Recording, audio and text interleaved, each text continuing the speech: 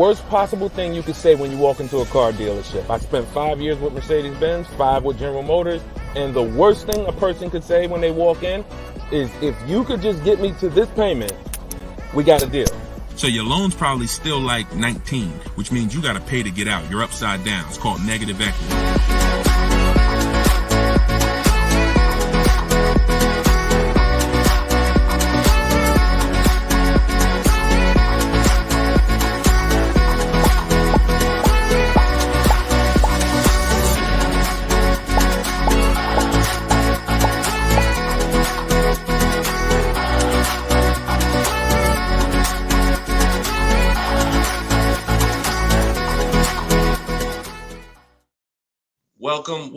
Welcome to episode 10 of Car Shopping Questions and Answers. I'm your host, Deshone the Auto Advisor. We do these live streams throughout the day to make sure that you can get insider secrets from someone who was in the car business for more than 14 years. Technically, I've been in it since 2006, even though I left in 2020 to focus on educating anyone who's willing to listen. And so those who listen to me, you're going to see throughout this show that they get below market deals. They get cars in 30 minutes from home. They're not going back and forth with negotiating. You don't need down payments. Everything that you may have thought you knew about car buying, quite honestly, a lot of that is going to be dispelled on this broadcast. But we're going to make sure that you know how to get to the money, where the hidden money is in your car deals, and quite honestly, how much you've been overpaying by not having this information. So come on in. I have my man Dolan moderating. We're live on 4 platforms. You guys can start typing your questions. And while we get the first couple questions coming in, let's do some housekeeping. If you're going to spend some time with us on TikTok, if y'all could start tapping the screen, running the likes up, so we can let TikTok know that we're about to talk some serious business here. And it lets TikTok know that they need to get some more people over here. So also, you want to share this with your best friend. Last thing you want is for you to use these strategies, save a ton of money, and then your friend a year from now is telling you how they got a car and they got ripped off and they lost thousands of dollars. And then you tell them about our show and they're like, wait, why didn't you tell me about that last year when you were watching? So tag your best friend. Shout out to the sharers. Also, while we're waiting for the first couple questions, let's do some housekeeping. Some of you don't know me. My name is Deshone the Auto Advisor. I'm the author of the new digital book, Cars from Home, 7 Steps to Saving Time, Money, and Avoiding Dealerships. We're rated 4.94 on Goodreads.com. Thank you to everyone who's rated the book. And we just got another rating, which is awesome. We appreciate it. And I'll read a little bit of it just so you can understand the magnitude of what's in this book. And everyone can get it for 75% off while you're here. But this one just came in. It says, this book is outstanding, a must-have for anyone seeking to buy, lease, or even sell a car. It's presented in a very professional, easy to follow, step-by-step manner that covers every situation from buying, leasing, paying cash, using credit, good credit, bad credit. Although I've purchased and leased several cars in my lifetime, I learned new tactics to obtain the best value for my money. Let's go. Appreciate that review, Barrett. Thank you so much. So everybody, you could get yours in my TikTok bio or my Instagram bio. You won't leave the broadcast, but get there before the 30 minutes is up so you can get your 75% off. And you can get it in the YouTube or the Facebook comments. We pinned a comment for you so you can get it. And then we'll actually throw this banner up so that you can scan it with your mobile phone camera. If you happen to be watching us on TV, you can scan that QR code right there. All right. So once we get the first question, Dolan, you can shoot it in, brother. All right. And look, if this is your first time, stay by your keyboards. This is a dialogue. This is not something you're just watching. I'm going to ask you questions, and I want you to type your response quick as possible so we can keep the dialogue going. Okay. Let me make sure I can see the Instagram comment. Okay. So this one's from Instagram. I currently have about 12 to 15,000 in equity in a finance vehicle with 8 months of payments remaining. Realistically, I don't envision myself keeping the vehicle for another 3 years, so I like to lease. Dang. So you're talking brilliant. You're talking brilliant. See, everything you thought you learned, who's heard people say never lease? Let's get some, I'm in rare form tonight. I'm feeling very aggressive, but I'm gonna stay calm and cool. Who's heard you should never lease a car? Type me in the comments. I told y'all, stay by your keyboards so I could understand who I'm talking to. If you were taught never lease a car, type me. Okay, I see you, Maya. All right, I see you, Jet Beauty Jenny. Okay. I see you, Calvin. All right, Calvin on Facebook. I see you, Lady Gal. So every single one of you who were taught that, those people owe you money. Because if you're not keeping your car 8 years, it's impossible to get a great deal if you didn't lease. There's only one exception, and that's if you're buying very inexpensive cars. I call them smart cars, saving money at the right time. $7,000 cars, $5,000 cars, $10,000 cars, that's different. $3,000 cars. But if you are buying relatively new 3, 4, 5, 6-year-old used cars and brand new cars, and you're not keeping them 8 years, you've lost thousands already. So I want you to stop that tonight. So I'm gonna make a claim. I don't mind if somebody makes a very bold claim like the one I just made, but you got to be able to support it. Let me show you something. So Tope got a lease on a BMW $690 a month. It's a $54,000 car. Now somebody else might have that car just like that. You might be watching saying, Deshone, I got the same car. To purchase this car, and what you're going to notice about how I want you to learn, you're going to learn to look at deals with no money going into them. Okay? See, where the confusion comes in is when down payments start coming in. When you start evaluating deals with no money going into them, you can evenly measure them. It's apples to apples, even in different scenarios. So no money down, she's driving a $54,000 BMW. Now she used our system, she got bids, so she didn't negotiate for this. She stayed at home and let these deals come to her. That same car would be $1,100 a month to buy, because some of you know every $5,000 on a purchase price, every $5,000 that you're going to borrow on a loan, on a 5-year loan, is about $100 a month, depending on the interest rate. Now, I want to give you a scenario that will never happen, but I just want to hammer home that if you didn't lease, but you should have leased, you can't get a great deal. And we're going to stop doing that. Now, watch this. Let's say you happen to walk in and you're looking at the same BMW Tope got. Brand new BMW, never driven before. What would be an unbelievable discount for that vehicle? You just so happen to catch a deal asleep in desperation mode. He says, look, I got to get rid of this car right now. What would be an unbelievable discount off a brand new BMW? Like the best deal that you could realistically get, where you would say, man, he took off all of that money. Throw some numbers out there. I'm about to prove my point. Why it doesn't matter how much money you save. If you put your deal on the wrong foundation, you can't get a good deal. Let's throw some numbers out. You see? Come on. Look, okay, y'all must be thinking. Okay, Coco Love, I like that. 20% off. I like that. So 20% off a brand new BMW. Can we all agree that if you walked in, you got 20% off a brand new car? That would be like, okay, Ted Chu said the same thing on Facebook. I like that.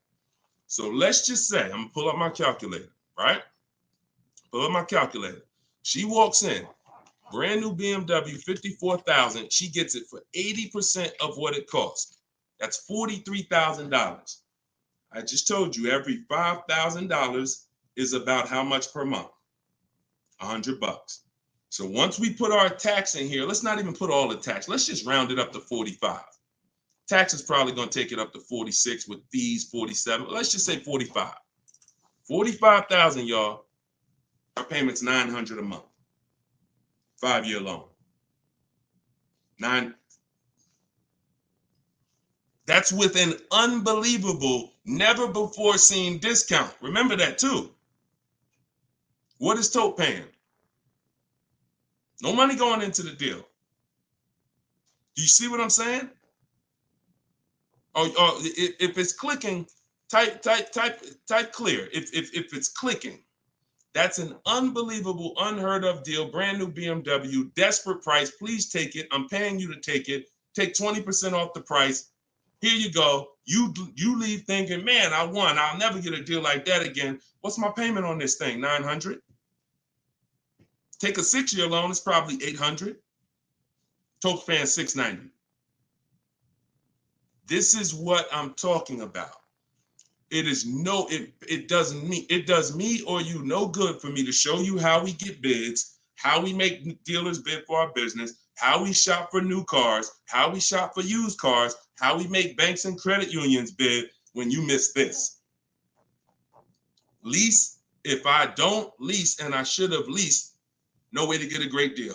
So that's why, and we could throw one more scenario in here, because some of you like Deshone, but I don't buy brand new cars. I know what you're thinking. Let's throw one more scenario. Let's say we get a great price on a used one. That same BMW, used one, great price on a used one. Let's say we knock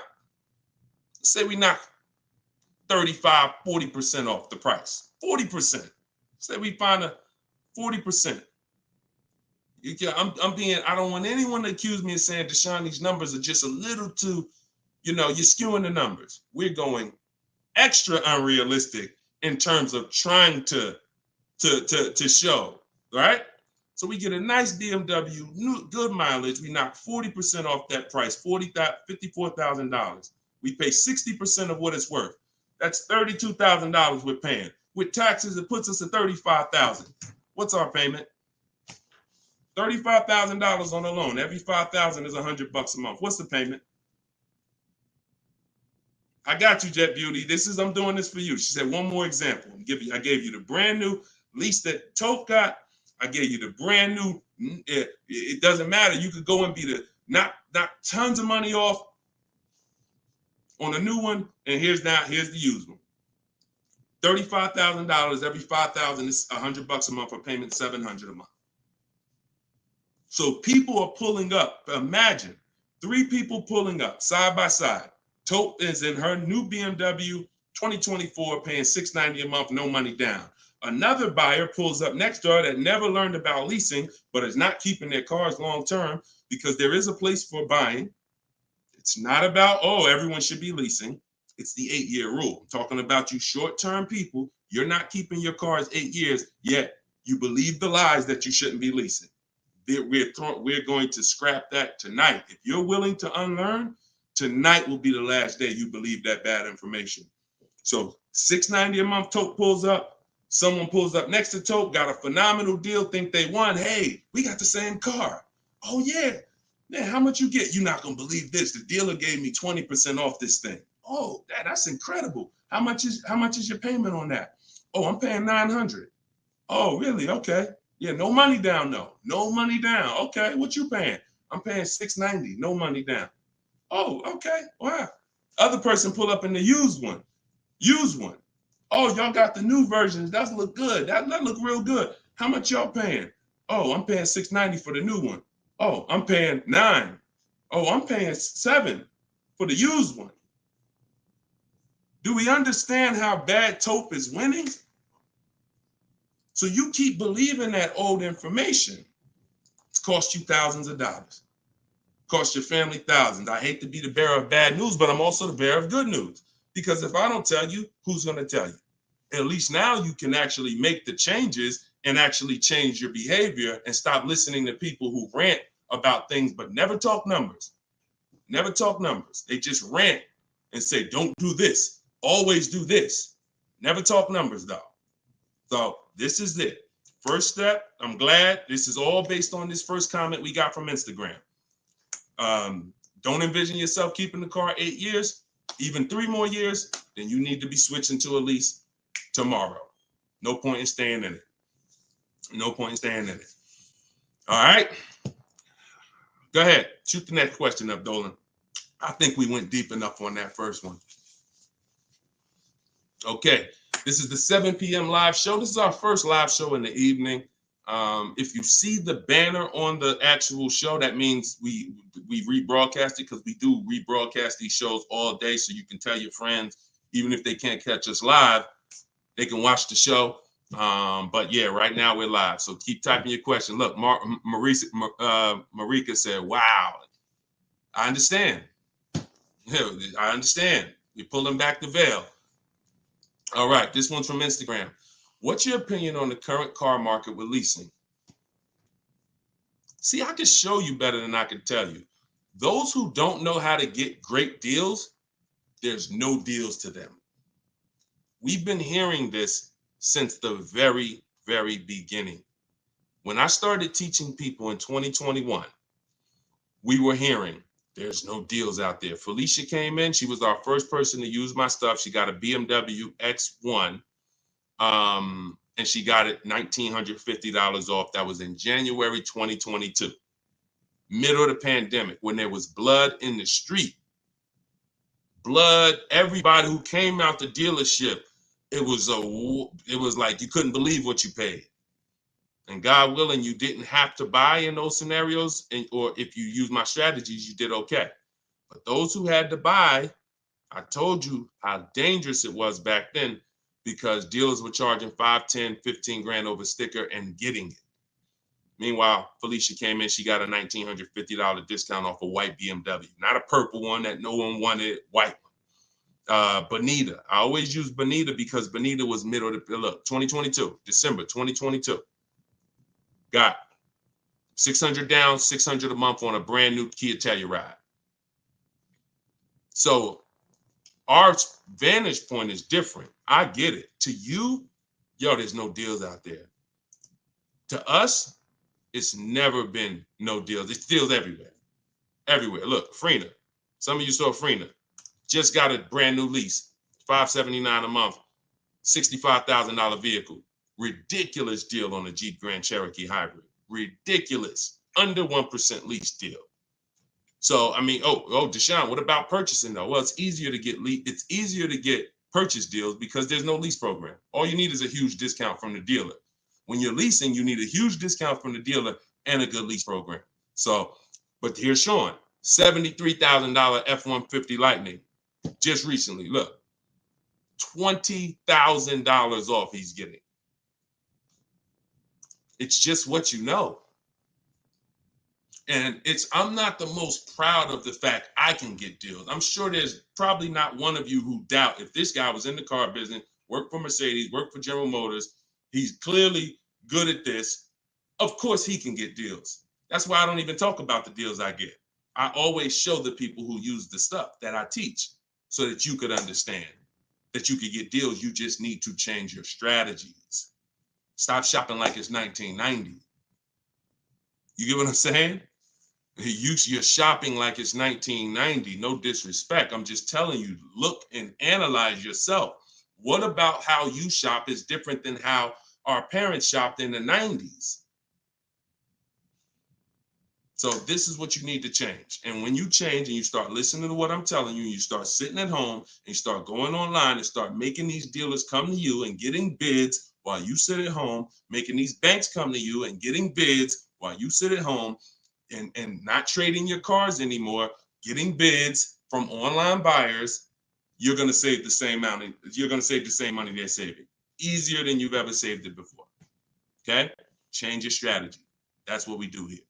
Okay? All of this is out of my new book. You can put the next question up, Dolan. Cars from Home. It's a digital book. You can get it for 75% off in the TikTok comments. You won't leave the broadcast. It's normally $97. But you get it for $24 as long as you get there before the 30 minutes is up. It'll be in your inbox. Same thing in my Instagram bio. Click the link, grab your copy, and then we got comments in the comment section.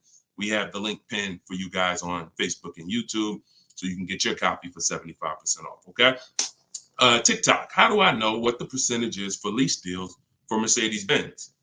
When I return my lease, do I have to replace the tires and brakes? If they're bald, yes. Or you're just going to pay for them. And the same thing that would lose you money if you own the car, lose you money if you're returning the lease. If you have a big dent on a car and you go to sell it, people are going to take off money for that, right? If you go and sell a car and you like, hey, yeah, I want to sell this car, and everybody looks and the tires are completely bald, they're going to take off money for that, right? Exactly.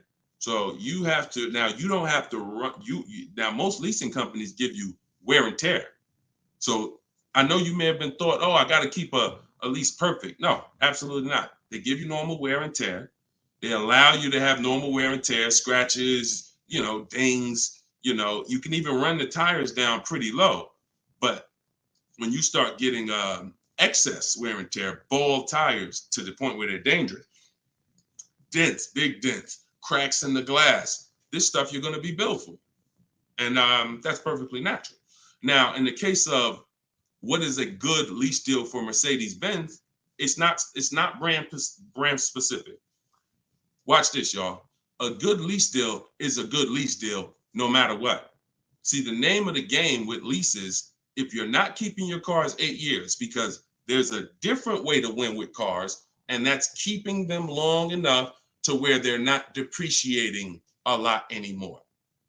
That's usually going to be at least 8 years before you start winning, and you can catch up with the good deals that lease people are getting. You see these payments they're paying.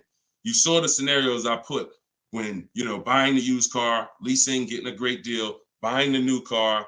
In order for them to catch up to that lease deal, they need to keep their cars a very long time, 8 years minimum, so that they can start to recoup some of the money they're putting into these cars that a person who's leasing isn't. So long-term ownership is the way to win. 8, 10, 12, 15 years. Leases, great lease deals is the way to win. But that middle stuff, buying cars, switching them in 2 years, loss. Buying cars, switching them in 4 years, loss. 6 years, loss. Leasing the car and then buying it, so you go from a lease to a purchase, different, loss. You're stuck in the middle. So when we're looking at lease deals, y'all, we're using an old principle, which is the 1% rule. The 1% rule on great lease deals has always been around. As long as I've been in the car business, it was around. So if your lease deal was 1% of the MSRP of the car with no money out of pocket, you stole the car. You stole a car. And I got tons of those deals. I never paid more than that. Before 2019, that was my last time I leased, I had 4 Infinities, and I had 2 Pontiac G6s when I was with GM, and I had a Jeep Grand Cherokee. Those are the cars that I have leased. Matter of fact, I only leased one of the Pontiacs, then I bought a used one. So I had 1 Pontiac, 4 Infinities, and 1 G6. And 1 Jeep. 6 leases I've had, all under 1%. So that's a steal. But what I found is people were signing bad lease deals and not knowing, well, what's a bad lease deal? If that's a steal, then what's a good lease deal and what's a bad one? The only parameter for a bad lease deal is you paid too much for a car you're giving back. So if you pay, and I created the 1.5% rule, what that looks like is if you're leasing a $40,000 car and your payment's 1.5%, 1.5%, that's $600 a month. That is the max. Because when you multiply that by 36 months, you're $21,600. On a $40,000 car, once you take your taxes and everything, you're probably about 44. So paying 21 over 3 years, not that bad. That's the max though. That is the max. Max, you don't go into a dealer, hey, man, you got to get me under 1.5%. No one who's learning from me has a goal to be at 1.5%. If that's the best deal out of all the offers we get, then that's different. But once you go over 1.5%, look, $650 a month, that same car, you're paying $23,000 for. You're paying more than that for a car you're giving back in 3 years. So this is why we had to have that. Now, between 1% and 1.5, that's a good deal. Between 1% and 1.5, good deal. And what's going to dictate where you land on that spectrum is if you're getting bids, because you're not going to get the lowest price from a dealer without getting at least 5 offers. I told you, 80% of dealers are overpriced. Remember that. If you can grasp that, I want you to type the number 80, because you need to understand 80% of dealers in the country are overpriced. I see you. I see you, Steven. Okay, I see you, 223 Apparel. All right, TikTok locked in. I see you. Okay, type. When you get that, then you're going to be much more aware that I cannot. I see you. I am Tashan F. Sir. You're going to be much more aware of why you cannot walk into a dealer thinking you're going to get your best deal. Because if there's 10 dealers on the street, 10, now what you should be saying is 8 are overpriced. So I can't gamble and walk in and think, because you can't negotiate and win with an 80% deal. Because their prices are so high, even when you get money off, you still lose. So that's where, so it takes two things to get great lease deals. You have to get bids while you sit at home. You talk to all 10 of those dealers online. I have the best system for doing that. You could do it your way if you want, but you need to do it. In my book is my scripts and my websites I go right to the dealer's website. What we say, you just type in what you want. Everything is copy and paste. But you do this so that you can actually get the offers and find out of your 10 dealers, who are the 2 that are the best priced. That's the whole goal. So you need that to get a great lease deal, a big discount from the winning dealer, and then you need a good lease program. That's what dictates where you're going to fall in that spectrum. You can't get below 1% without a ridiculous lease program. They really want to move the car, but 1.2%, 1.3%, these are happening all day long on cars that you all day long. All right, next question, Dolan.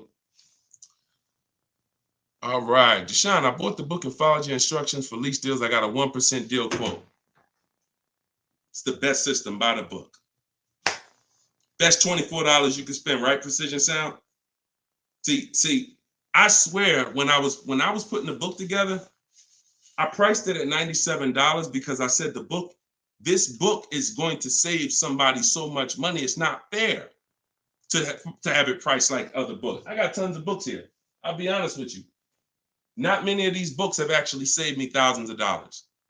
A couple of them have. A couple of them strategy, but they serve a different purpose in my life. This will be the book that you look at and say, that book right there saved me thousands and thousands of dollars. So that's the reason why it's $97. But you know what? I'm an author. I said, let's do a special thing. Everybody who jumps on the welcome offer, you could get it for the price of a regular book. There you go. But I'm glad. 1% lease deal. Congratulations. Great job. Enjoy it. Enjoy it. All right, next question, Dolan. Can you use your system out of state? Ted, great question. You're going to find that you're going to become very comfortable dealing with dealers out of state.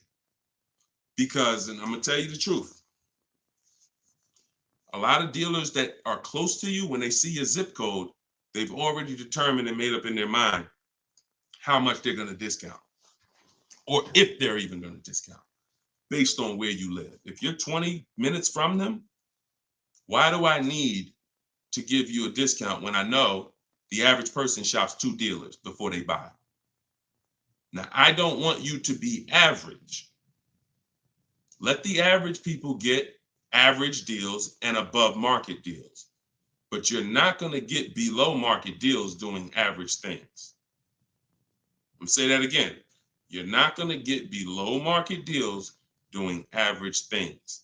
Most dealers know, this is NADA research. This is the company that studies car buyers. People shop 2 dealers and then they buy.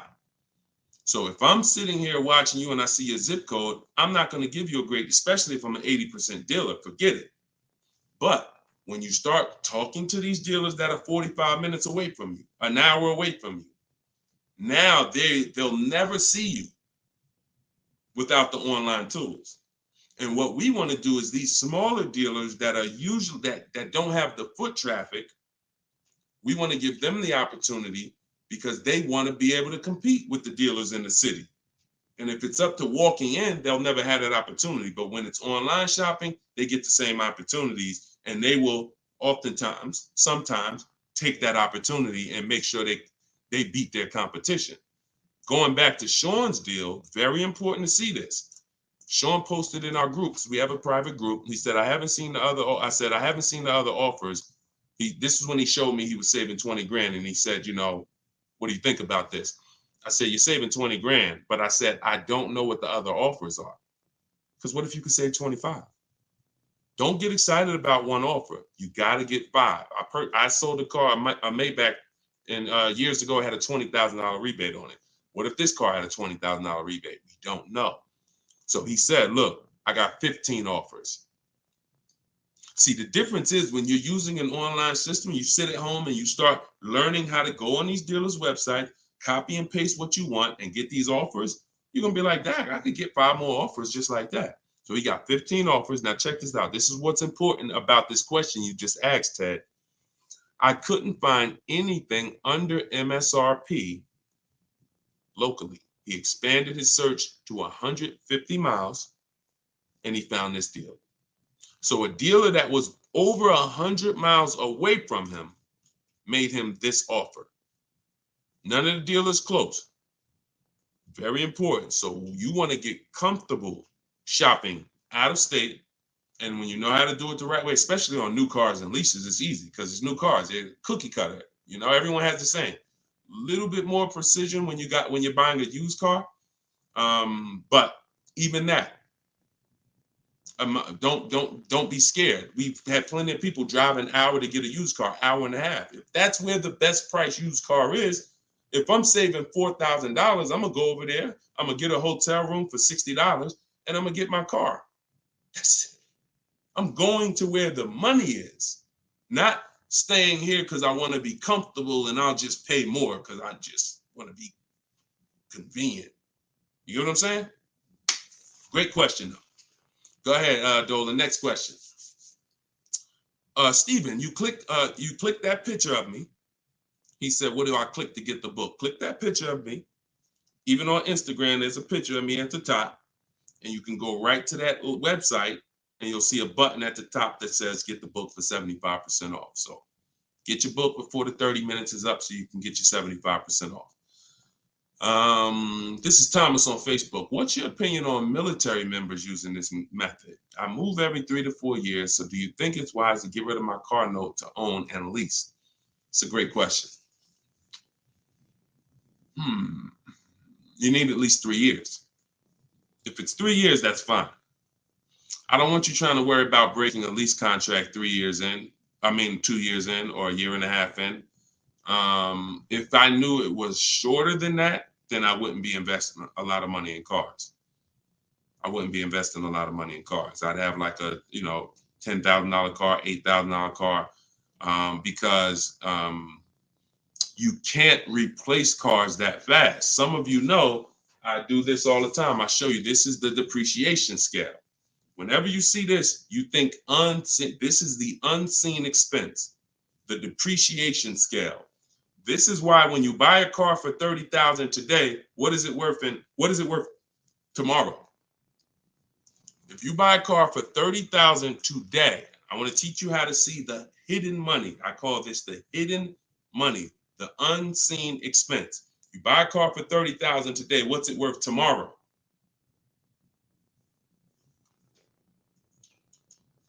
Throw some numbers out there. Let's see Instagram. I'm just talking 24 hours later. You bring the car back 24 hours later. Is it still worth $30,000? Right? Look, iHeart said 22. Maybe not that much the next day, but you could be. You could be 25, 29. Look, it's worth less, right? So now that's the beginning.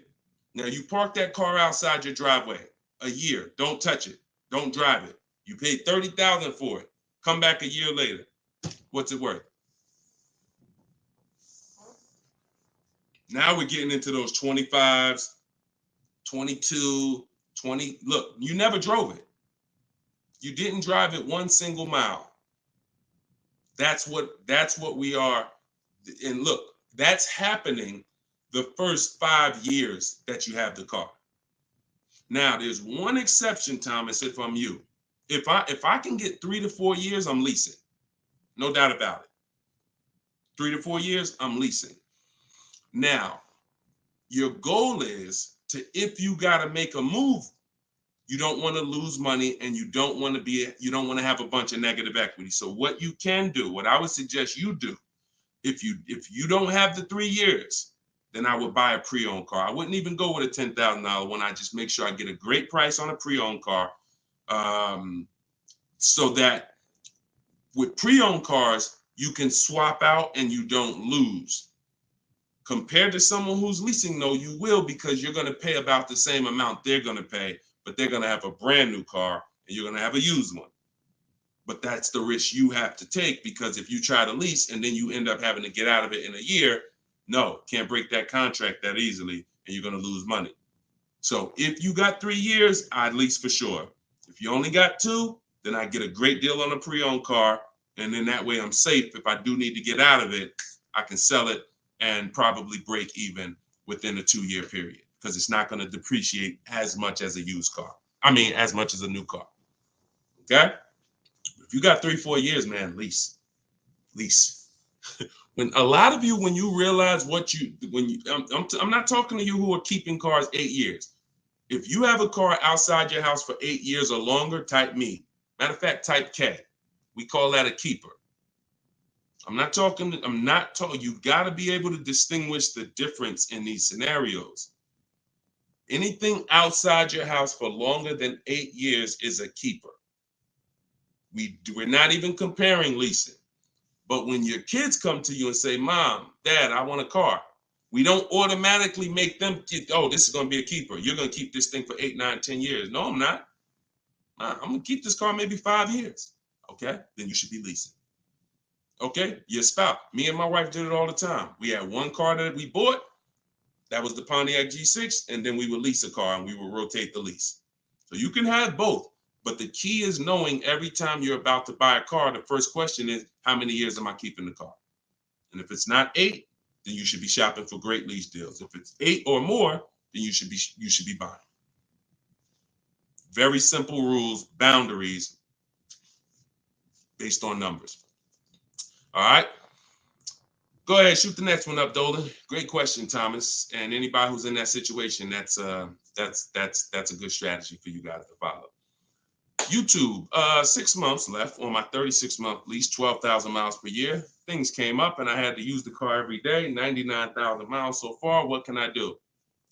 You pay. Now, what you can do is you're going to do an equity assessment. There's 3 ways you're going to work that you compare this. 3 ways, and you're trying to see which one is you're going to bite a bullet because you use the mileage. And again, I want to make it clear, had you purchased the car and put that same amount of mileage on it, your value of your car wouldn't have been like this. That's the average driver. Average driver, their value's dropping like this. That's average. You lose, a couple thousand every year, 5,000. You lose percentages. 20% the first year, 15%, 10%, 12%, 10%. That's the average driver. If you bought it, you'd have lost probably 25% in 1 year based on the way you drive.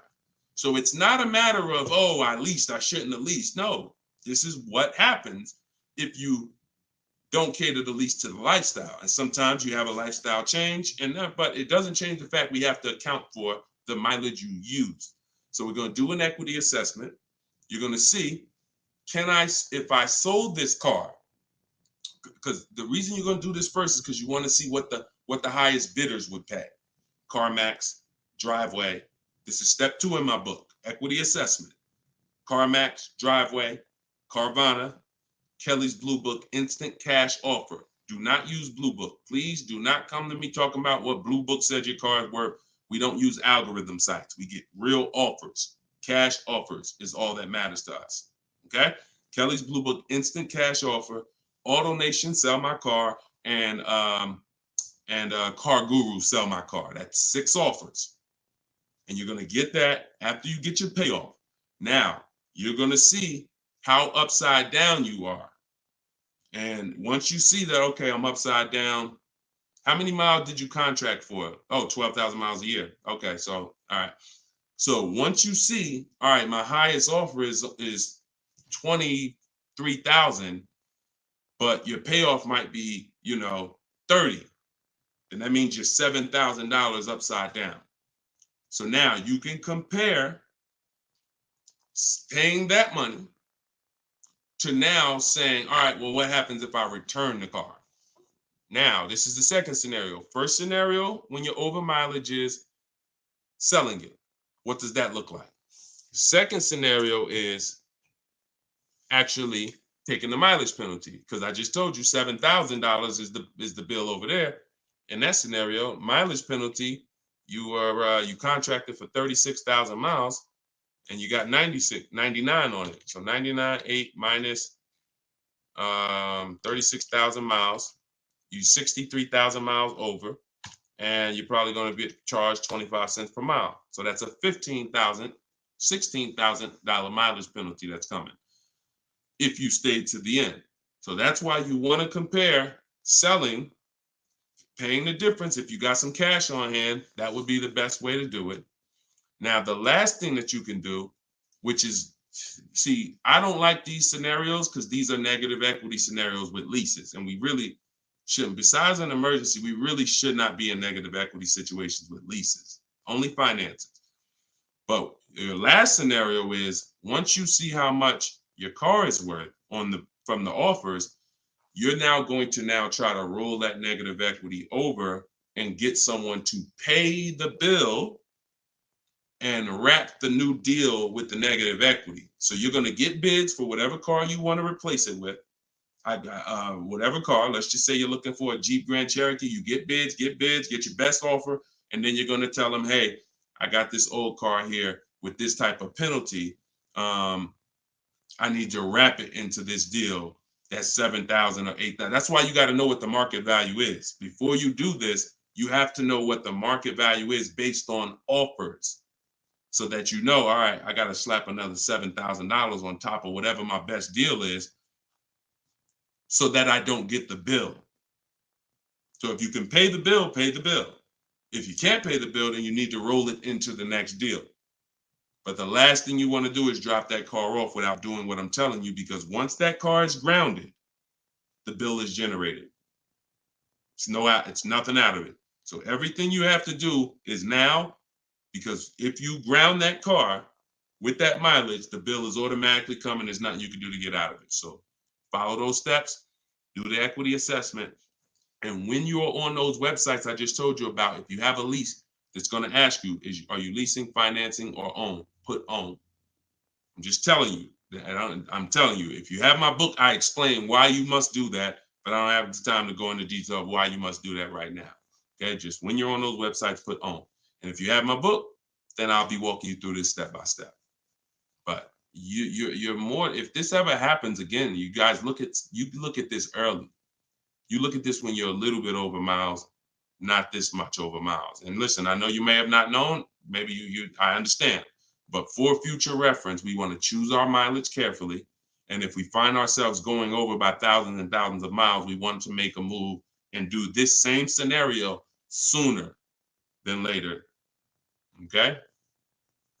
Best thing I can tell you. You got to bite the bullet. We just need to find the smallest bullet to bite. Okay? All right, next question, Dolan. That's a good one. Common situation. All right. All right, go ahead, Dolan. All right, here we go. This is Ted. A couple other things real quick. I'm upside down in my current car loan, but the payment is cool. Still want the same or lower payment on the next purchase. Is this covered in the book? By the way, I already copied the book just in case I have to pivot. Wonderful. Wonderful. So I think you said you were switching to a lease, right, Ted? But you're upside down. So if you are in a finance, what you're going to find with great lease deals is you can usually switch, and if you use what's in that book, get your great lease deal, you'll usually even bring in some negative equity over, you're still going to be in a comfortable payment range, because a purchase is so much higher than a great lease deal. So a purchase, unless you put a ton of money down, a purchase is just so much but you can't control that.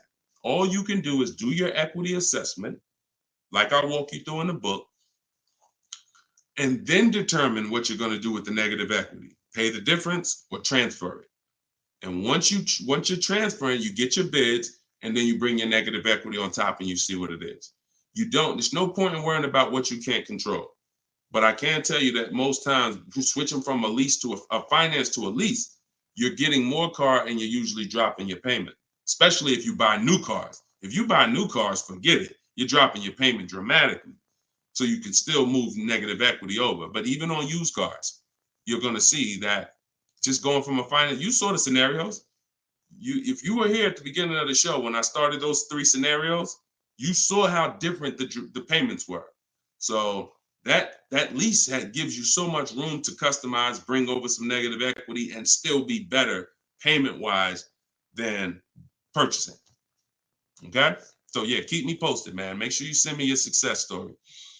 Thomas just got the book. When will the next session be for the step-by-step breakdown? I don't do a step-by-step breakdown.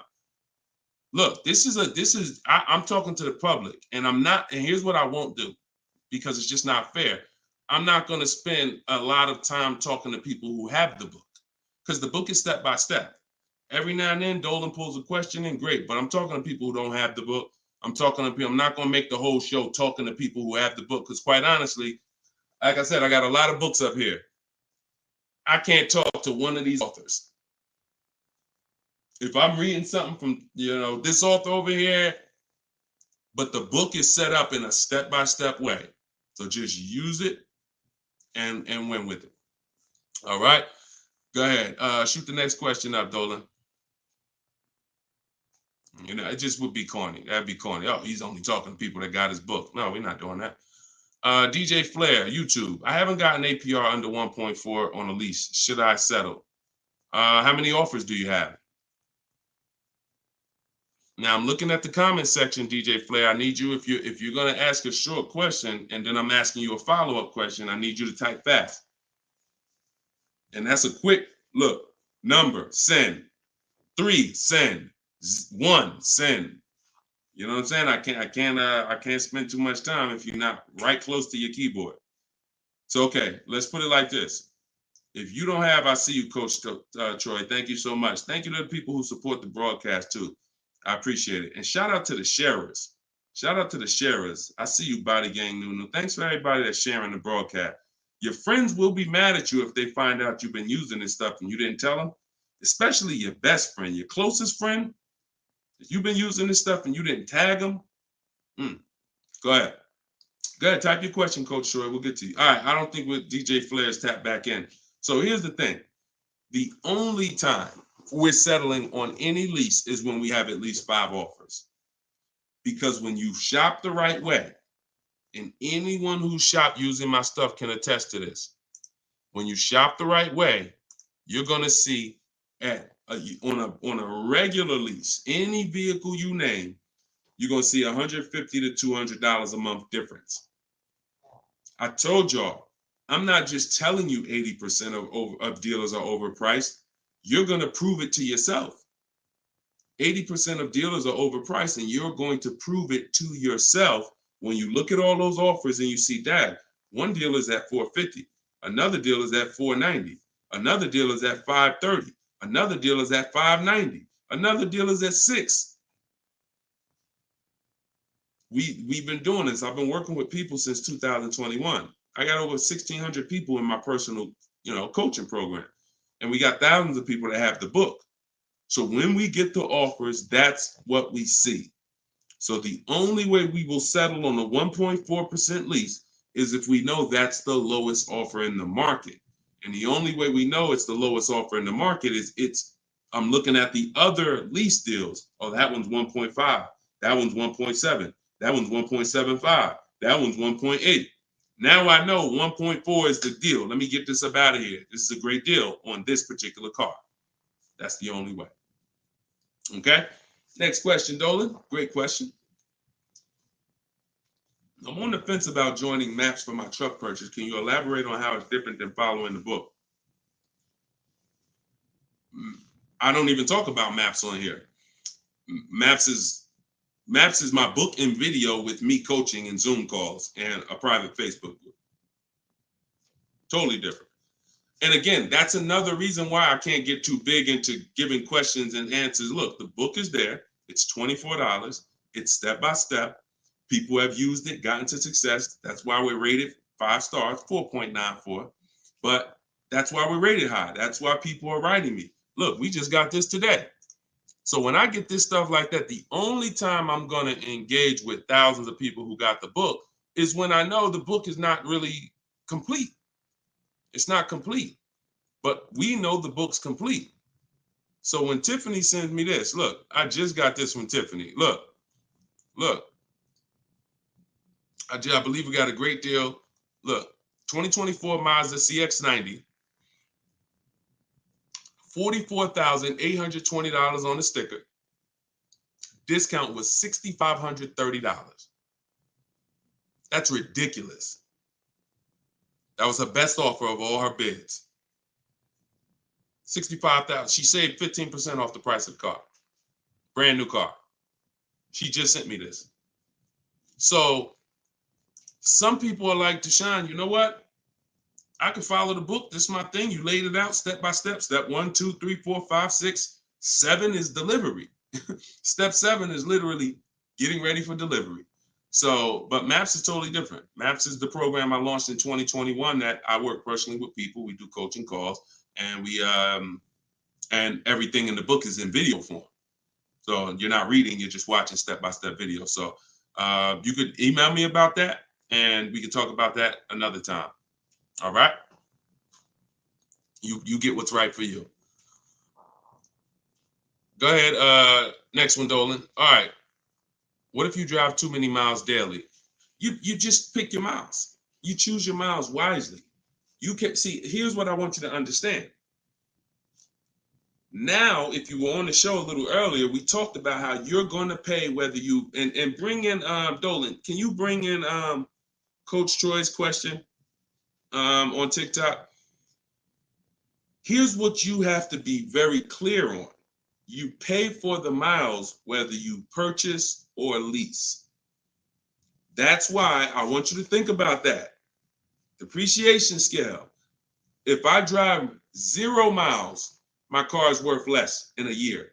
If I drive average miles, it's worth less in a year. If I drive high miles, it's worth less in a year. Ain't got nothing to do with whether you leased it or you bought it. If you bought it, that's what's happening.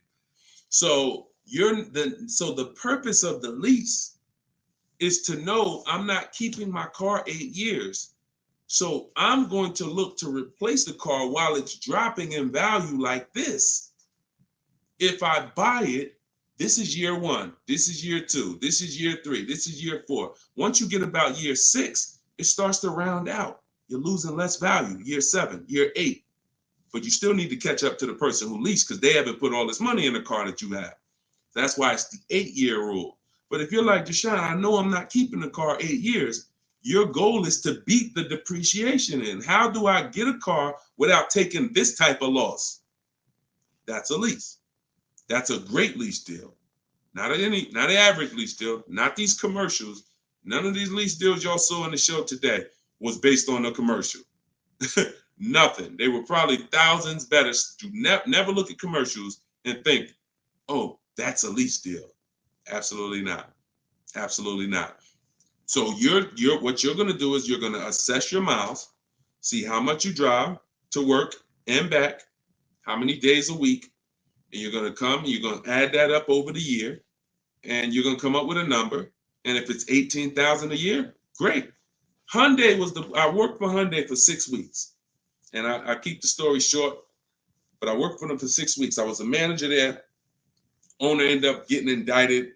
Straight up highway dealer. Like I would never, it's the only dealer where I said, whoa, this ain't for me. No way. Got out of there in 6 weeks. Gave them their car back that they had me driving. I said, I appreciate it. God bless you. So I end up getting, I had a person who was dropping off their lease. And I was doing the paperwork to ground the lease for them. Hey, I was doing the work to ground the paperwork, and to ground the lease, and I saw that he had like 70,000 miles on the car. And I said, "You lease this?" He said, "Yeah, man, I always lease." I said, "Wait, you in sales?" No, he told me. He said, "Yeah, I'm in sales. I drive over 20,000 miles a year.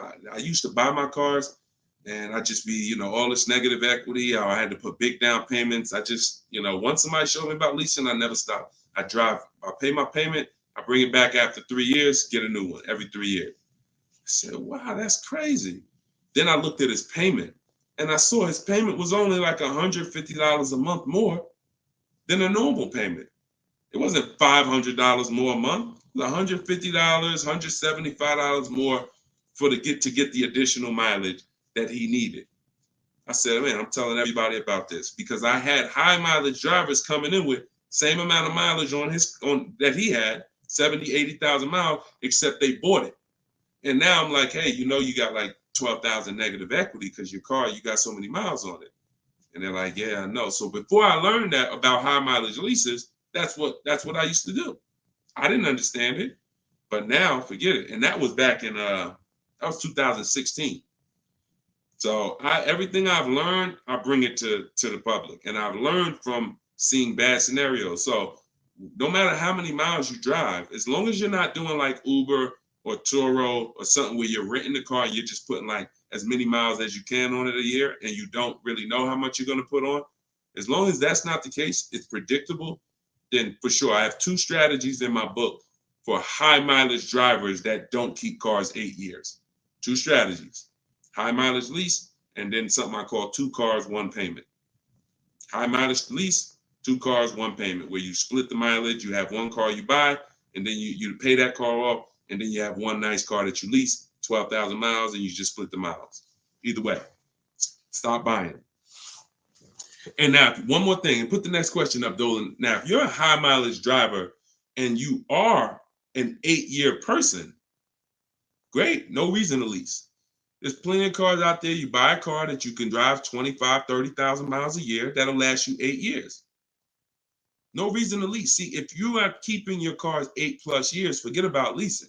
If the person who you want to shop for is 8+ years, no reason to lease. I'm only talking to you who are like 6 years, 5 years. Deshone, I'm not keeping it 8 years. You are the ones losing thousands of dollars by not leasing. All right, I see you. I see you. All right, so this is Coach Troy from TikTok. And we're live, y'all. Just in case you know, we're live for a couple more minutes. This is our 7 p.m. live. We whenever you don't see the banner on top, you know it's live. Whenever you see, because we rebroadcast these shows because a lot of people can't make them, so you can catch them on pretty much any of our platforms. You can watch the replay, watch the rebroadcast. But we are absolutely live right now. So for a couple more minutes, you can type your questions. This is Coach Troy from TikTok. I have a lease now. My lease is up in June. My credit fell to 573. Can I go for a finance? What I do is I'd get a smart car right now, saving money at the right time. Now, if you have a strong car payment history, that weighs on your profile. Mercedes, tell y'all a story about Mercedes. Mercedes, if you paid Mercedes, your whole world could be crashing down. They'll approve you again. So I would have people come in and say, Deshone, or they'll call me and say, Deshone, my credit's not where it was when I got the Mercedes a couple years ago. What do you think? I said, well, how was the payments on the Mercedes? I never missed one. You're good. Maxed out credit cards don't matter. They look at that. So if you paid the car payment, I go for a lease. If you missed a couple car payments, but if you missed a couple car payments, I'd go for maybe a less expensive lease. Possibly 573 is tough. You need a lot of stuff to weigh, because I have something I teach. It's about profile, not just about score. So profile is how long you've been on your job, the money you make. Probably the 2 biggest indicators are payment history and credit score. But outside of that, that's not all it's based off of. So you got to kind of look and say, all right, if my credit score is low, do I have anything else on my profile that makes the profile look attractive? That could be, you know, that's usually either a car payment that you paid on time, or um, you only missed a few payments and they dropped your score low. If you got like 60, 90-day late, then I would tell you, okay, let's get an inexpensive car, $10,000 car, get something small. I call this a smart car. In my book, I refer to this as a smart car, saving money at the right time. Now, this is a setup car because you're in a rebuild. So your goal is to get the smallest car possible because you pay for size. You don't want to go out and get a huge SUV because you're going to pay for size. If you get something that was brand new, 25,000, I would get it, finance it, try not to get something too old. But the only way you're going to need to get something old is if you're trying to buy an expensive vehicle. If you're trying to buy a Jeep Grand Cherokee that's $45,000 brand new and you're trying to get it for 10 grand, you're going to need it. Old one, and that's usually a sign that we're looking at too much car. So, but if you need an SUV, that's different. But your goal is to sacrifice, get the least expensive quality car. It must last 2 years. Hit the payment history on point. Don't miss a payment, and then you would switch to a lease.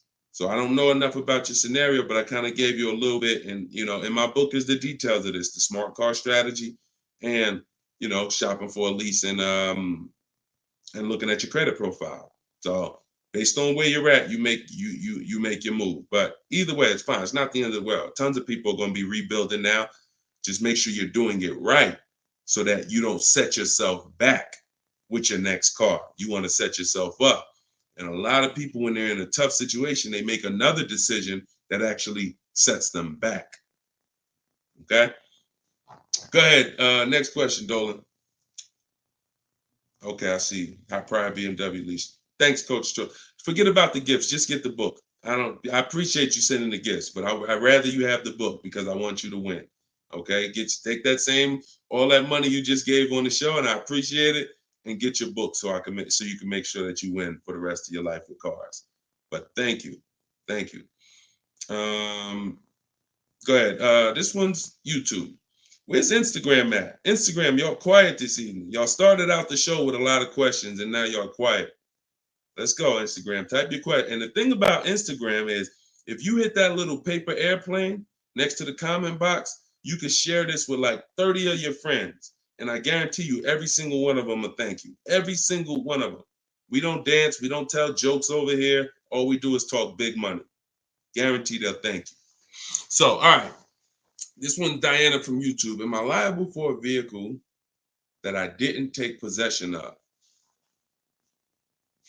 If the paperwork has been sealed, signed, the bank has been notified, if there's a bank involved, you can be, just because you didn't pick it up, but you would have had to sign all paperwork and basically have them turn that paperwork in, which would start the motor vehicle processing, where they're going to register the car in your name. Once this process has moved forward, whether you took the car or not, that vehicle is linked to you.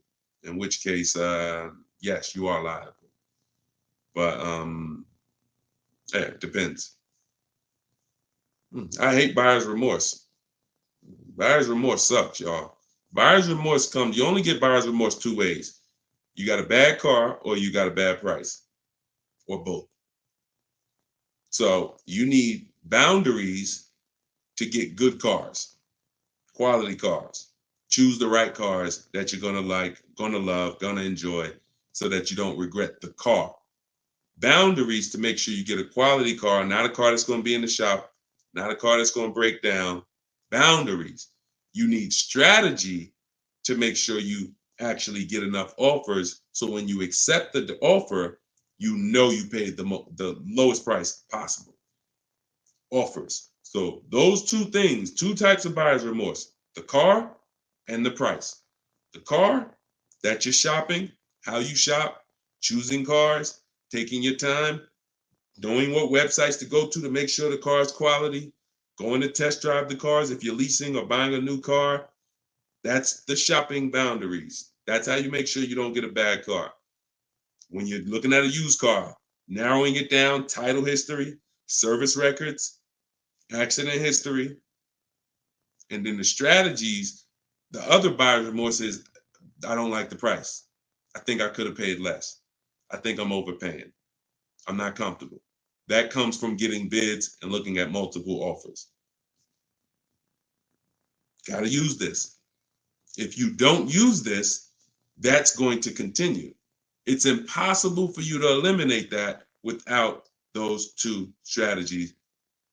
Boundaries, shopping strategy. Okay? I hate buyer's remorse. Go ahead. No problem, Coach Troy. I appreciate you. Go ahead, Dolan. Next one. Okay. Oh, we got another success story. Let's go. Okay. Thank you, Gina. YouTube success story. Just ordered a 2024 BMW X3 M40 for almost $4K off MSRP plus $3K military discount. Would have never thought about this being possible. Followed your car shopping for people who hate car shopping book. Don't make me drop the microphone up in here. Gina, $7,000 she's saving from home, getting bids. See, look, I love this. I love this. This is empowerment right here. Forget all that other stuff. Forget all the other stuff. Is if you use something and it does not save you money, throw it out. But you got to use it. I knew that if you're willing to use what's in my book, if you are willing to take it, trust my process, these are the results. You don't have to be me. You don't have to be Deshone. Gina's not me. Gina didn't even know about this a month ago. Got the book, used the step-by-steps, saving $7,000 off a brand new BMW M40. X3 M40. Come on. Come on. Congratulations. Enjoy it. Great job. I had dealers beating other dealers' prices. I see. Come on. That's the language that I want you talking. That's empowerment right there. There's no buyer's remorse. There's no potential for buyer's remorse. How? I got dealers competing. Yo, all right, you the best right here. You won. The heck? There's no room for buyer's remorse when people were competing, jumping through hoops. Hey, pick me. Here's my offer. Here's my offer. Here's my offer. Come on. All right. I love it. Good job, Gina. Okay, to everyone else who's like, what book did she use? That's my new digital book. It's called Cars from Home. It was originally called Car Shopping for people that hate car shopping, but now it's called Cars from Home. 7 steps to saving time, money, and avoiding dealerships. Has all my templates for new cars, used cars, leases, everything in there. And it's normally $97, but in my TikTok bio, you can get yours for 75% off. In my Instagram bio, click that link and then get your book. You'll pay $24 instead of $97. And in Facebook, YouTube, we got the comments. We got a comment pinned for you guys to get it. Go to deshonsbook.com right there on the screen. Or if you're watching us on TV, you can just scan that QR code with your mobile phone. I want the success stories. I love the success stories. Love it. All right, go ahead, Dolan. We got a couple more minutes. Go ahead. Next one. Okay, this one's Maria from Instagram. Apologies. I had to serial earlier, so I probably missed the answer. Do we include the fees into the payments when calculating the 1.5% rule? Absolutely. Now, the simple way is you don't have to worry about the fees. You're getting offers. Here's all that's important, Maria, when we're getting our lease offers. Total out of pocket is first month's payment only. If someone submits a deal with no first month's payment, you $2,000, $3,000, because some of them will do that. Can you please, resend the offer with just first month's payment? Then 12,000 miles per year. Then we're getting at least 5 offers. And then what we're doing is we're dividing the monthly payment into the MSRP. Dividing the monthly payment into the MSRP, not the selling price. Doesn't matter the selling price. The selling price is what affects the percentage. That affects the percentage. You need the MSRP so you can judge the deal. MSRP. Divide that into the MSRP. That's all you need to know when looking at lease offers. So I can look at 20 lease offers from 20 different people, As long as they are using the format that I told them to submit me the offer in, I can compare 20 offers in 60 seconds, maybe 2 minutes. Boom, boom, boom, boom. All right, this dealer made the best offer. Very simple. Don't worry about fees with leases. Just do those percentages. Everything else will slow you down. All right, great question. All right, wasn't it fun? Look, Precision Soundworks said, wasn't it fun following his steps? I just gotta put that on it. Listen, this game, oh man, come on. Wasn't it fun following his steps? Because you're in control. You're in control. It's fun being in control when you've been buying cars. You've been out of control for all your life. You felt intimidated. You felt like, oh, they're gonna get over on me. I'm gonna say the wrong thing. I'm gonna do the wrong thing. Now it's the total opposite. You're in control. So it becomes fun. My man. I love it. All right, go ahead, Dolan.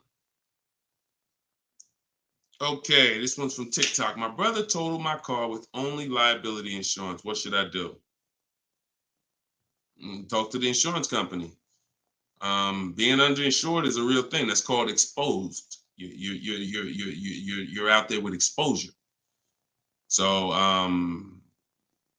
liability insurance, yeah, and hopefully it was a very inexpensive car, like a $3,000, $4,000 car. You know, I hope you weren't. You know, hope it wasn't like a $10,000, $12,000, $15,000, $20,000 car. This is why insurance exists. I'm sorry to tell you, like that's some of the worst scenarios. But you know, being underinsured is a real thing. You know, so make sure you're using. I use a company called Insurify.com or Jerry to shop insurance. It shops all the companies for me because you should be shopping for car insurance every single time your car insurance is up.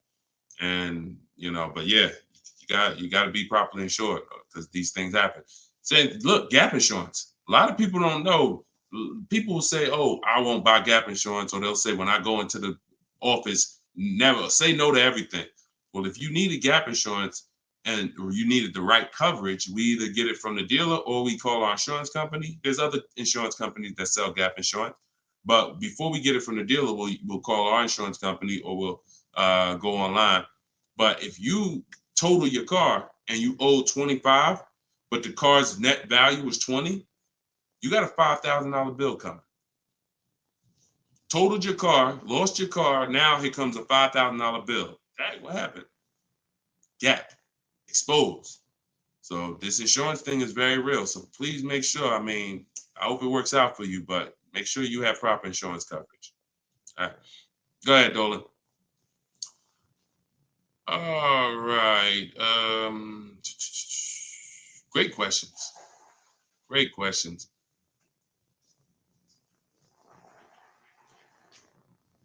All right. This one's Thomas. I have come to an end of my lease. A new lease is too much for me. The buyout is about 25K. Give me some options.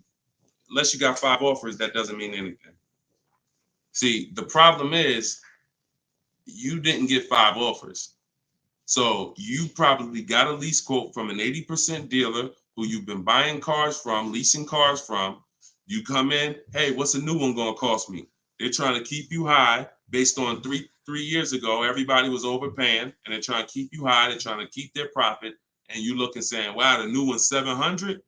Nah, I can't do that. I guess I'm going to do something different. Meanwhile, when you start getting bids, you'll see that maybe the best deal on that is 500. See, all of these deals that I'm showing you guys, you got to understand something. These are not deals that people are getting by walking into dealers. Look, this is Charles. He got a Hyundai Palisade, top 10 most popular SUVs in the country. $48,000 vehicle, $597 a month. $597 a month. Listen, and just so y'all know, we live right now. This is not a replay. So we are straight live. I want you to know when we're live and when you're watching a rebroadcast. Okay? Like, understand, this doesn't happen walking into a dealership. So when I usually hear questions like this, oh, I'm gonna buy the lease out, or hey, there's no deal, you know, the new lease payments are too high. No one who's getting multiple offers are saying that, because what you would be doing is you would be flipping to another vehicle. Before I go from leasing, which is a value play. Leasing is driving brand new cars for pennies on the dollar. To go from that to buying a used car is an entirely different thing. Buying your lease is buying a used car. So when you do that, Alexis, just go to deshonesbook.com. Just type it into your browser. So when you do that, you're switching totally different strategies. But what I would do if there's a bad lease program, if let's say I've been leasing Mercedes-Benz for years and I go to get another one and I do all my offers and I see, oh, this is a bad lease program. It's over 1.5, 1.6, 1.7. No thanks. I'm going to go to my plan B car. I'm going to look at it, a plan B car, because every single vehicle has a different lease program. And sometimes you'll look at one vehicle and you'll think, oh, this is all leases. No, that's one vehicle. That's not even all leases in this dealership. This vehicle has a different lease program than this one. This trim level has a different lease program than that trim level. They're all different. So when we get locked in on one overpriced lease, especially if we didn't get 5 quotes like I teach, so no, that is the strategy. So you just say, give me some options, please. Here's your options. Get 5 offers. If they're all over 1.5%, next vehicle, pick another vehicle. Get 5 offers. If those are over 1.5%, pick another vehicle. Eventually, you're going to find a vehicle that has a great lease deal, and you're going to say, okay, this is it. They're all different. If you're using my book, you can do this in 60 minutes. Your first time using this, it'll probably take you 90 minutes to do the process. Second time, you should be around 60. I want you guys, by the time you use this 2-3 times, you'll be getting car. I can get any car I want, get the best offer, look at the whole market in 60 minutes, 45 minutes, 60 minutes. So that's not going to be your first time. 90 minutes probably the first time. But this is 90 minutes. By the time, that's not one trip to the grocery store. It's not even one trip to the grocery store. All right, y'all. We've been on for an hour and 18 minutes. We like to keep these lives around an hour and 15. We're gonna wrap. We'll be back. Listen, this is what we do. Shout out to the surprise success stories. Thank y'all to everybody who spent some time with us. Everything that I taught tonight, everything I taught today is out of my new book. It's called Cars from Home, 7 Steps to Saving Time, Money, and Avoiding Dealerships. It's the science of shopping from home online the right way. There's tons of people who try to shop online. There are car sales people who have mastered the science of not giving quotes online, making it hard to buy online. So the same way when people were walking into the dealer, car salesmen got trained on how to handle you. The same way they saw millions of people go to the internet, they created internet sales departments to get trained on what? How to handle you. So you need a strategy to make sure that you're doing this the right way, getting bids. You don't have to be a great negotiator when you're great at getting bids. And that's what the book is about. So you can get your copy for 75% off. It's $24 in my TikTok bio or my Instagram bio or the link in the comments on YouTube or Facebook. And if you're watching us on TV, just scan that QR code with your phone. But we'll be back sometime tomorrow, depending on when you're watching. And this is what we do. Let's keep saving this money. All right. God bless. And thank you to everybody that got the book. Email me your success stories. I want to see more success stories. All right. God bless you.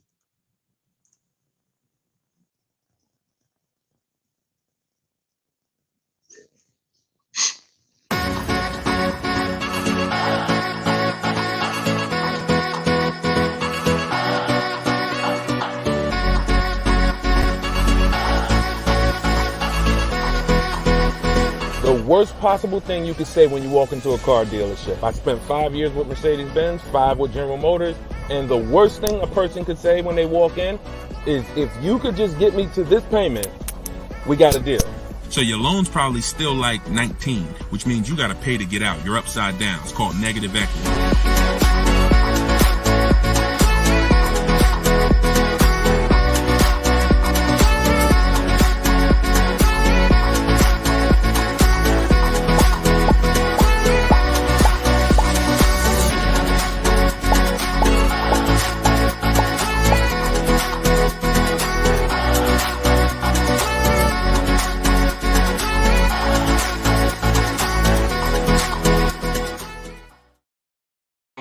Welcome everybody to episode 11 of Car Shopping Questions and Answers. I'm your host, Deshone the Auto Advisor. I'm just sharing the broadcast onto Facebook. We're live on all 4 platforms: TikTok, Instagram, YouTube, and Facebook. We do these shows throughout the day, and we do lives. If you see the banner above me, that means you're watching a replay. If you don't see the banner, that means we're live. You guys can start sending your questions in, and we will get down to the order of business, which is making sure that you have the inside strategies, the best strategies to car shopping online so that you can get below market deals. Good to see you, Miss Brooklyn. I see you on TikTok. Let me pull up Instagram. I like to see my Instagram comments. I got my man Dolan in the back moderating, and so he'll be pulling your questions in as you type them. If this is your first time on a live with me, can you type the number 1? First time ever on a live with us, can you type the number 1? And everybody who's been here, if you've been here before, can you type the word welcome so we can give a welcome to the first timers in here, to the people who've been here before. We got a lot of first time people. Good to see you. All right. And type a welcome to everybody who's been here before. Now, I always say you should share this with at least your best friend, because they will get upset with you if you start using these strategies, when you start using them and getting below market deals and they're out there fending on their own and overpaying. All right. So share this with your best friend.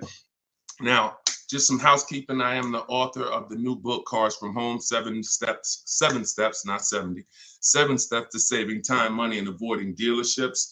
We're rated 4.94 on Goodreads.com. So I appreciate all of you who have helped us get to this rating. I'm showing it right here. I think right now we're up to 35 ratings and 28 reviews. I appreciate everyone who's taking the time to review the book. So appreciate it. Everyone can get your copy of Cars from Home, my digital book, in my TikTok bio for 75% off. It's normally $97. You can also get it in my Instagram bio. And then we have a comment in the Facebook and YouTube section pinned so that you can get your copy for 75% off. And we also have the banner for those of you who are watching us on TV. You can simply scan that QR code with your phone to get your 75% off. It'll be in your inbox in 3-4 minutes. Now, something very important to know, that's only for 30 minutes. Once you visit that site, you'll see the 30-minute timer. Once it goes to 0, the price does go back up to $97. So get your book before the 30 minutes. All right. So come on in. Dolan, whenever we get the first question, you guys can start. We can start bringing them in. And what I always say is type your questions fast, stay by your keyboards, because we like to dialogue with you while you're on the show with us. Okay, Carm from TikTok said, would there be any benefit for me in turning my lease in early if I'm going to finance my next car? No, because a lease is a contract. So if when you set out, like with a finance, you could switch it in any time. So finance, it's your prerogative whether you want to, sell that car. Some of you may have been taught you had to kind of have your car. Some of you may have been taught you had to wait and basically have your title before you could sell the car. That's not true. You can sell a car that you own anytime you want, whether there's a loan on it or not.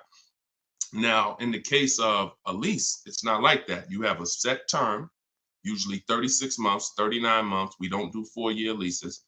And so unless you can sell that car and break even through what we call the equity assessment process, where you're going to get cash offers, then no, there's not only is there no benefit, there will be penalties to you doing that. So that's the only way to get out of a lease early, is to sell your way out of it. If you turn it in early, all those payments will be due that you were responsible for. All right. And if you're going into a finance, I hope you're going from a short-term mindset to a long-term mindset. So hopefully you're like, okay, I plan on keeping my next car at least 8 years so that I can make sure I get the benefits of purchasing. There's no other benefit of purchasing, in my opinion. And look, if you guys want to throw some out there, there's no other benefit of purchasing besides the fact you can outlive the depreciation of a car. Paying the car off is not a benefit if you're still seeing massive depreciation. So if your car is losing thousands and thousands of value every year, thousands of dollars in value every year, but it's paid off, who cares? That's a loss. But with a purchase, you can hold on to the car long term, and then you'll outlive the depreciation to the point where the car is not losing value every year. It might lose a couple hundred. That's it, but not normal depreciation. So hopefully if you're switching from a lease to that, that's your mindset. Okay? Nothing else makes sense. Financial sense. All right, go ahead, Dolan. Next question. This one's from Instagram. Oh, wait, hold on. We got another one. Instagram. I extended my lease on my 2020 Jeep Grand Cherokee. I only pay about $270 and change a month, thinking I should buy it out. What are your thoughts? Why do we want to go from leases to buys? There are two totally different benefits. First of all, $270 a month, and I'm assuming you put money down, because even on a great lease deal, $270 a month is just not going to happen on a Jeep Grand Cherokee. So you paid that payment a little, you paid to get that payment a little bit, but yet and still, a lease is, the benefits of leasing are you're driving very expensive vehicles, brand new vehicles, $25,000, $30,000, $50,000, $100,000 vehicles for pennies on the dollar when you get great deals. You're literally driving them for 30%, 40% of what someone who purchases them is paying when you get great lease deals. What's the benefit of switching to a purchase? What's the benefit of buying a used car after that? Which is what you're asking, Patricia, is, okay, should I go from my lease to buying a used car? Because that's what when you buy your lease, that's all it is. You're buying a 3-year-old used car. There's nothing different than that. So if you are of the mind, and also to get a payment that is relatively low on a lease, you got to take a long, when you buy out your lease, you got to take a 6-year loan, especially with today's interest rates. You're going to take a 6-year loan. So you're literally paying on a car for 9 years. You're committing to a 9-year payment on the same car. Think about that. If y'all enjoying it, y'all going to spend some time with us. Could y'all tap the screen, keep running the likes up on TikTok? Appreciate you. All right. What's the benefit? So why are we doing this? And for the, all I do is I spend my time talking about numbers and thinking about financial ramifications, financial consequences of the decisions we make. And I try to explain them to you so that you can look down the road and see that this doesn't make financial sense for me to do this. So if you're looking at a $270 a month payment and you put money down, your best bet is going to be to shop for another vehicle, unless you want to keep the car a long time. If you say, Deshone, I'm keeping this thing 8 more years, then you can buy a used car, because the only way it's going to make sense for you to pay 9 years of payments on the same vehicle is if you keep it at least 11 years, which is 3 when you bought it, when you leased it, and then another 8 once you bought the lease out. 11 years. But you paid for 9 on the same car. So there's no good reason to do these things. Buying your lease out is the only scenario where you come in.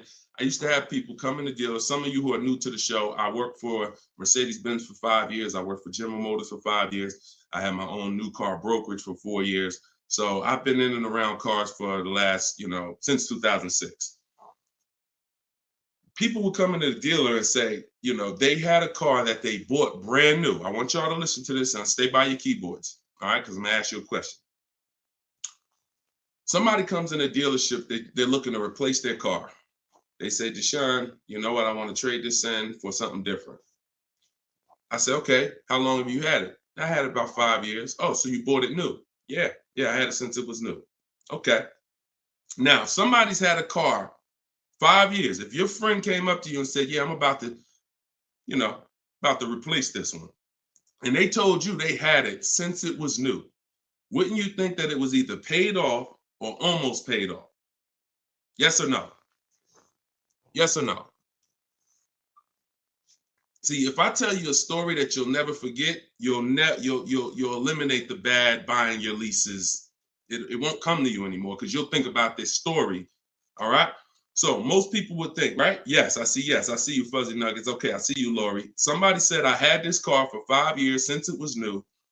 It should be almost paid off, if not paid off, right? Okay, I see you, Jack Nisley on Instagram. So we go through the whole thing of calling the bank, because I ask him, he says, oh, no, it's not paid off yet. Okay, do you know how much you owe? No, not really. Okay, I'll call the bank, I'll get you pay off. We'll find out how much you owe. Now, when I see somebody who would come in the dealership and they were trading the car in 5 years or 4 years or 6 years, I already knew I was going to talk to them about leasing, because they were going to love leasing when I started showing them the numbers and saying, hey, you should stop swapping these cars out. So that's what I'm prepared to tell them about. You're going to lower your payment, and anything your car is worth. If your car is worth 15 grand, most of that is going in your bank account. So you're going to pull all that money out, put it in your bank account. You'll lease the new car with little money. So I'm getting ready to drop good news. And I've done this for so many people, right? So I'm preparing to do this for this person. Now I call the bank and I say, okay, I'm calling to get the payoff for Mr. Jonathan Williams, 2018 Audi. Oh, yes, he owes $18,400. That's a problem. So I look at him and I'm like, the bank is saying you still owe like $18,000 on the car. How is that? Didn't you say you had it for 5 years already? Oh, yeah, but you know what? I actually leased it, and then I bought the lease out. This is how I found out this was horrible. It's exactly how I found out. Wait, you bought the lease out? Yeah, I took a loan out, and See, this is the only scenario where you can have a car for 5 years, but because he took a 6-year loan or even a 5-year loan to buy the balance of the lease, he still has 3 to 4 years of payments remaining. I want to let that sink in. 3 to 4 years of payment. He comes in after 5 years. You know what? I've been driving this car 5 years. Let's go. You still have 3 to 4 years of payments remaining because you bought your lease out. It's a horrible idea. It's a horrible idea. If you want to ask a question about any exceptions to that rule, you feel free to ask. I've got a bunch of smart people on here. We got a couple hundred people on here. Would anybody commit to a 9-year loan?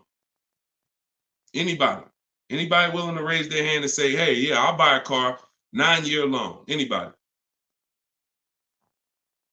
No, right? So this is what we have to understand. The buying the leases out is a horrible, horrible, horrible idea unless you are keeping it for another 8 years, because all you're doing is buying a used car. Now, the bad thing about that is you don't even have any excitement about the purchase when you start a new purchase, when you bought your lease out. So at least when you buy a used car, it's a new car to you. You've never been in it. It's like, okay, we got a new car. When you buy your lease out, you're already halfway tired of the car. But if you're a short-term person, you're not keeping your cars 8 years, there's no way you are going to keep that car long enough to have it make sense. No way. You've already been in it for 3 years. So what I'm trying to get you to understand is you need to pick a side. The people in the middle lose all the money. The people who buy their cars and keep them 8, 10, 12 years win. You still got to make sure you get a great price on the car. The people who get great lease deals win.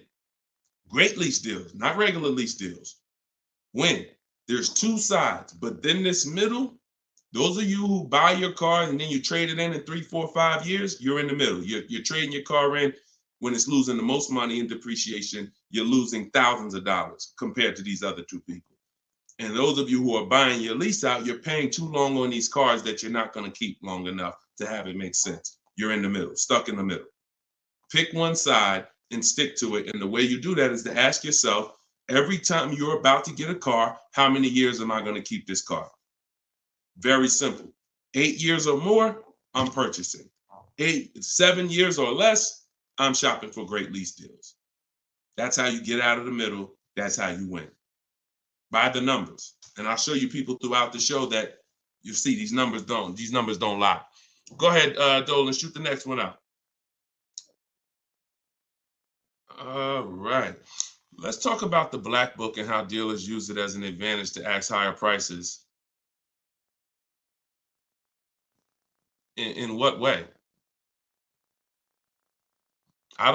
Okay. Black book, most consumers are not even aware of. So when it comes to black book is a tool that dealers would be using, if anything, and consumers are not going to be aware of it. Now, when I've never in my life buying a car needed to focus on what the black book says, because I don't focus on algorithms. I focus on offers and bids. Offers and bids.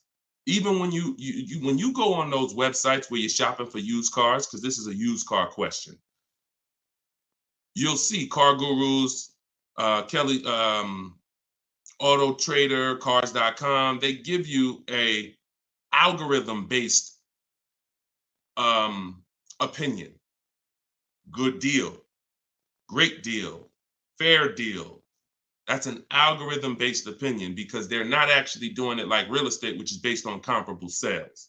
So it's all it is an algorithm based on all the cars that are on this website. This is considered a good deal. Now, here's the problem. They don't know what the original price of the cars were. So they're going off of an artificial market system.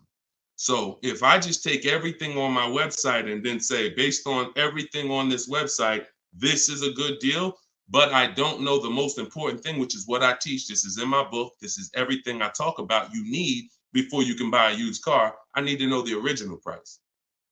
So the car that I ended up getting, which was a 2021 Infiniti truck, they said that was a fair deal. I'm looking at it, and that's why I ignored it. So I don't even pay attention to it. But when I'm looking at these top 4 Infiniti trucks, they all look the same. They're all white. They're all the same year, 2020 at the time. It was 3 years old at the time. They're all within a couple miles, 26,000 miles to 36,000 miles, similar miles. So, and they're all asking between 30 and 32,000. So that's confusing for someone who's going to, now that's why they give you the algorithm, because what they're going to try to do is try to end the confusion so that you don't stay there and you buy something. But no, what you need to do is you need to get the original window sticker of the car. Now, Carfax has agreements with some dealers, some brands. But once I got the original window sticker, here's how the clarity comes in. What I just told you is the scenario that most of you who shop for used cars online, you've encountered that. I'm looking at 4 cars. They all look similar miles. They're all asking within, $1,800 of each other. How do I pick the right one? Right? Normal question. Once I got the original window stickers, what do I see? Well, one of them is $46,000 brand new. One of them is $48,000 brand new. One of them is $52,000 brand new. One of them is $54,000 brand new. And that's the one I got. Type clear if that just clicked for you. See, when I'm looking at the algorithm-based price, now you're telling me, oh, well, these cars are within $2,000 of each other. So really, no matter which one you pick, you really did okay. That's what you're telling me based on the algorithm. But based on the facts, if I accept the one for the lower price, because I think, oh, well, they're all the same. But that's the one that was $46,000 brand new. And the other one that was $54,000 brand new, that had all this special equipment in it and features and all types of nice stuff in it, that one they were asking $1,500 more. So I lost if I picked that lower price one. That's why we don't get stuck on these algorithms and black books and anything like that. We go to the market, we see what the low side of the market is, and then we're going to obtain the Carfax. I have a couple ways that I like to do it. Either through the dealer's website. I'm going to get the original window sticker of the car, and I'm not going to buy a used car without having the original window sticker of the car. How do I know what's in the car? Forget what the dealer's discounting. See, listen, my mission is to show you the science of shopping from home the way I teach, because my way is a science. It's not random. It's actual steps. They don't change. It's a system. McDonald's. Drop the nuggets in for 5 minutes. When you hear the beep, take the nuggets out. They're done. Don't do anything that I don't tell you to do. That's my system. Now, the other ways is the other part of my mission is to show you the hidden money that you haven't been trained to see in your car deals. And this is the hidden money. Looking at things that don't matter is the distraction. It's the time waster. What matters when I'm buying a used car, when I need to know whether I'm getting a great price on it or not, is how much it was originally. And what is the discount off the original MSRP? That's all that matters. That's all that matters. Okay? Different way of doing things. Different. And this is how I want you moving. Go ahead, Dolan. Next question. What's up, Andrew? YouTube, I see you. I'm going to lease a 2024 pickup, but I want to have a hard cover on it. Should I search for a truck with a hard top, or can I have one installed while I'm leasing? Would that affect my lease? Great question. Usually anything, I mean, if you can see, here's the thing about seeing a truck that has it. A truck that has it, that option is going to residualize into the lease. What that means is, if it's a $1,500 hardcover, you don't pay $1,500 for it. You pay the percentage based on the lease. You pay the percentage you're using. Now, if you go and you put a $1,500 cover on it, aftermarket or after the lease is sealed, now you're paying the entire cost for that. So my first goal would be to try to find one that has a hard cover built in and on that window sticker, because everything on that window sticker is going to residualize into the lease. Okay, good question. Good question. Go ahead, Dolan.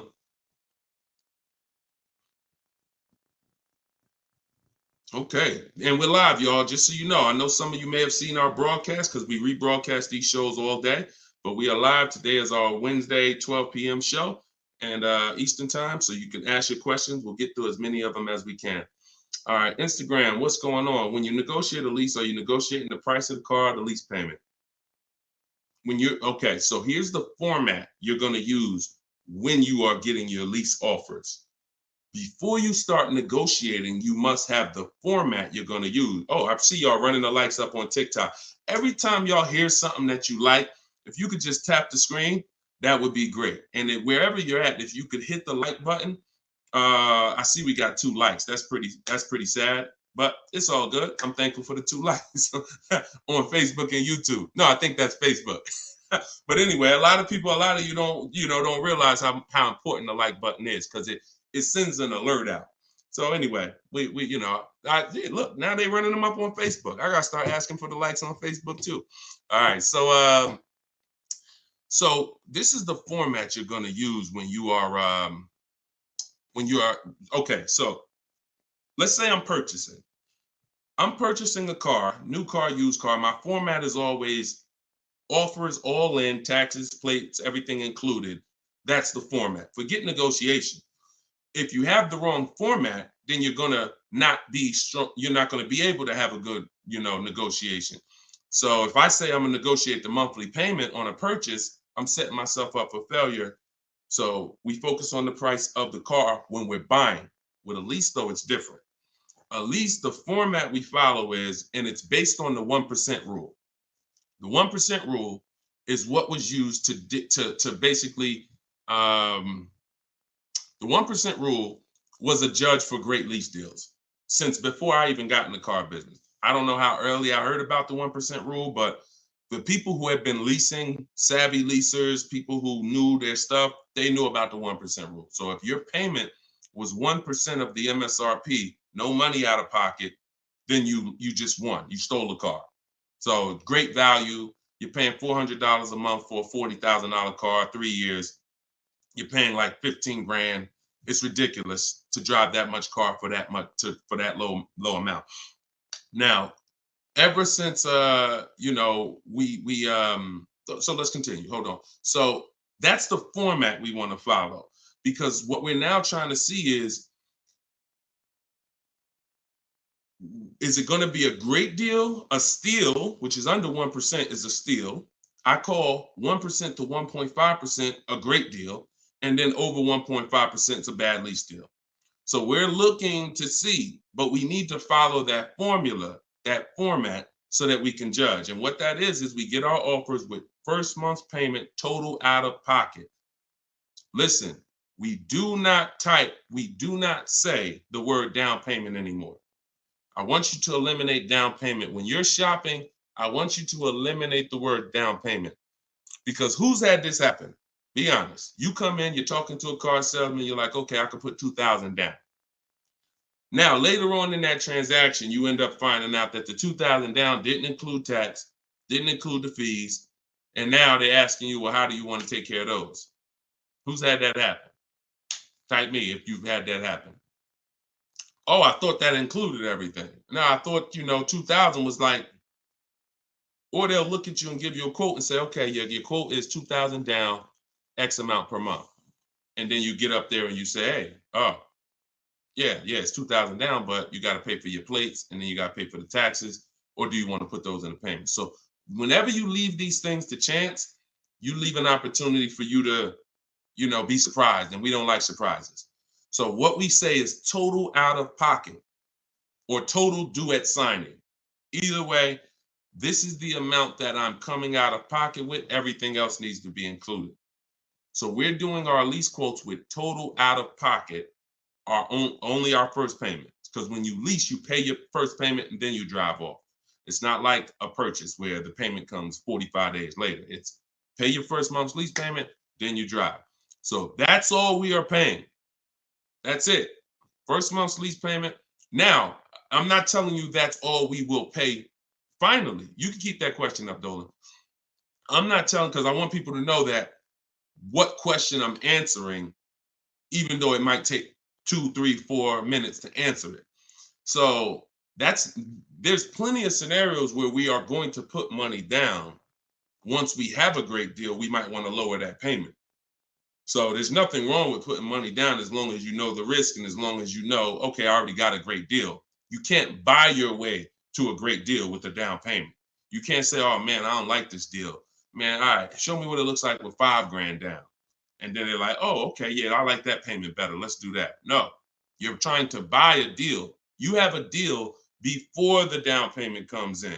The deal is based on how much of the car, that 1%, 1.5%, 1.2%, under 1%, that's the deal. If you're at 1.7%, just because you gave them $4,000 down and now it's at 1.5, no, that's not how we judge it. You bought your way to that payment. You're paying overall too much for the car. So that's the format we use. First month's payment total out of pocket, 12,000 miles per year, all taxes and fees rolled in, and we get at least 5 quotes. At least 5. You are not going to get to the money without at least 5 quotes. It's not going to happen. It's not going to happen because 80%, I work with thousands of people all around the country. Some of y'all saw my group. We got 1,600 people in my private group. That's, we have a couple thousand people, 4, 5, 6,000 people that have my book. So I get data from all around the country. I know you need at least 5 offers.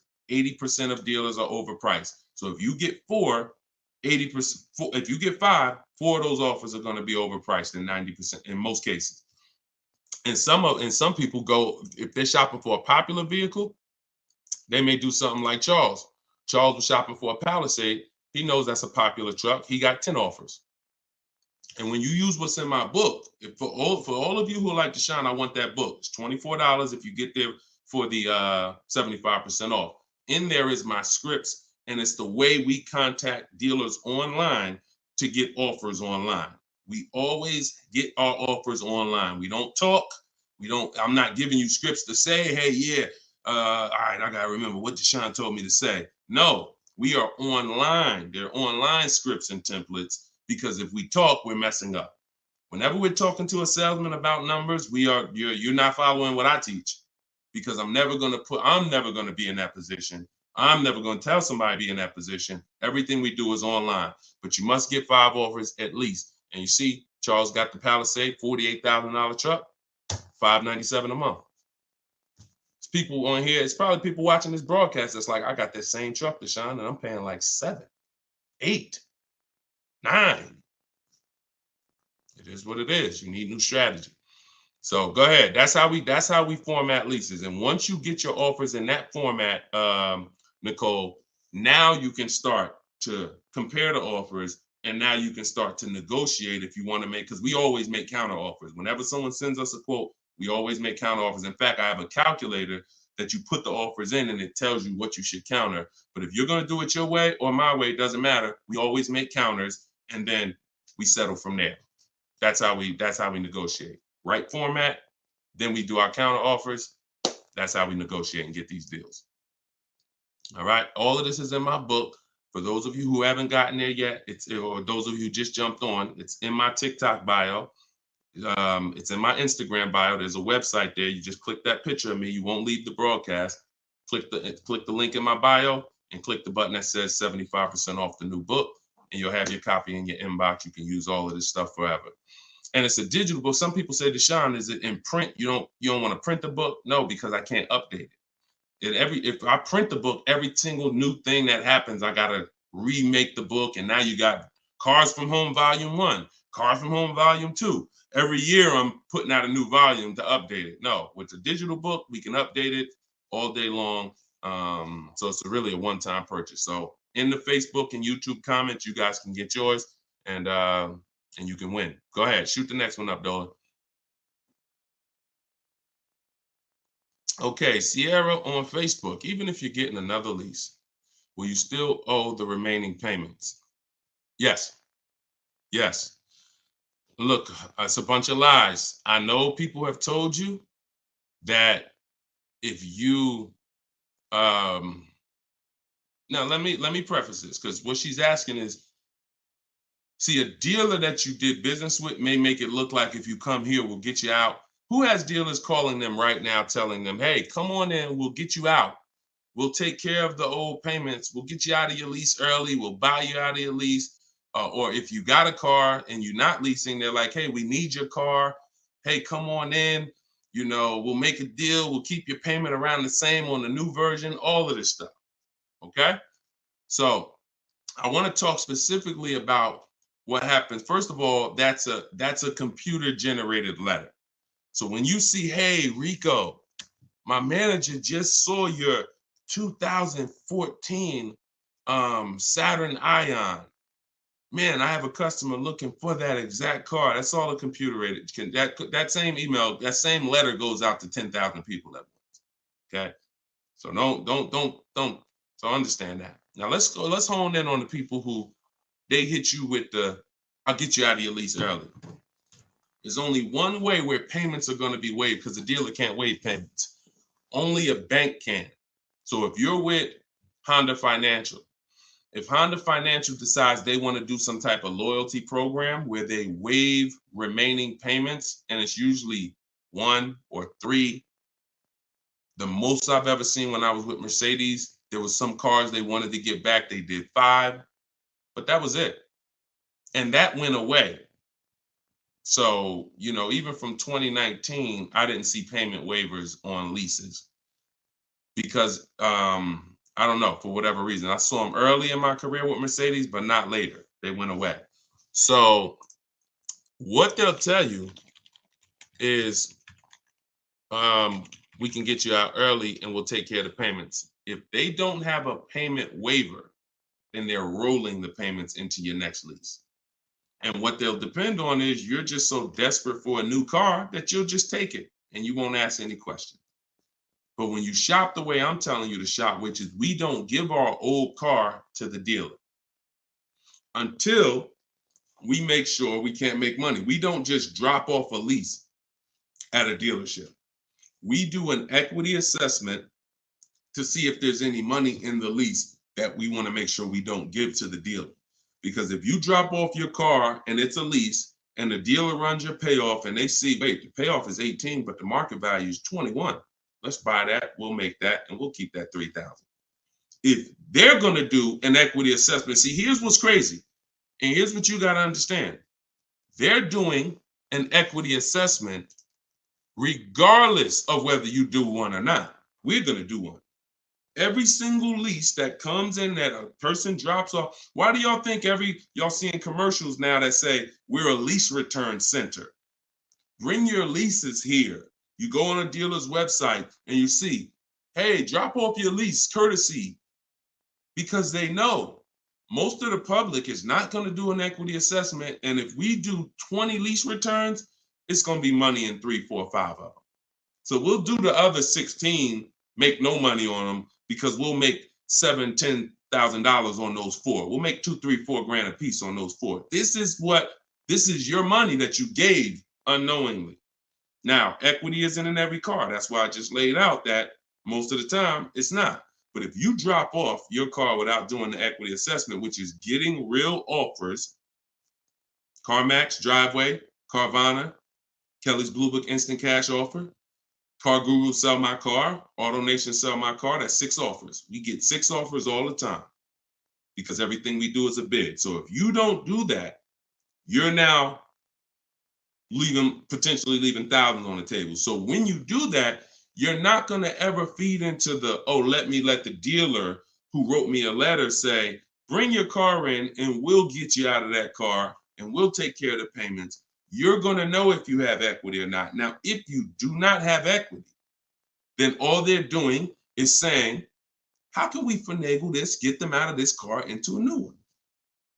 Move those payments over. Yeah, they got $6,000 worth of payments left, $3,000 worth of payments left. We're going to move that over to the new deal and we'll get them in a new car. So instead of leaving out, waiting, being patient, and now if you would have been patient, ended your lease and shopped the way I'm teaching you to shop, you'd have got a $500 a month lease deal, $400. But they'll get you out early because you're paying $650 right now. And they'll say, hey, come on in. They'll move the numbers around and they'll say, look, good news, we kept you at $650 and you get to get in another car. But the reason you're at $650 and not $5 is because you have thousands of dollars from your old lease that has now been built into that new lease. And this is how payment buyers lose. Payment buyers lose all the time like this. Hey, yo, what could you get me to on that car? How much that lease for a month? Oh, how much could you get me to on this car? Yeah, I could put like $3 grand down. Payment buyer, you lose because you don't really see the numbers. So you stick around, you use what I'm teaching you, you'll see the numbers and I can't reveal these things to you. I can only tell you they exist and give you the strategy. You don't believe it until you've seen it for yourself.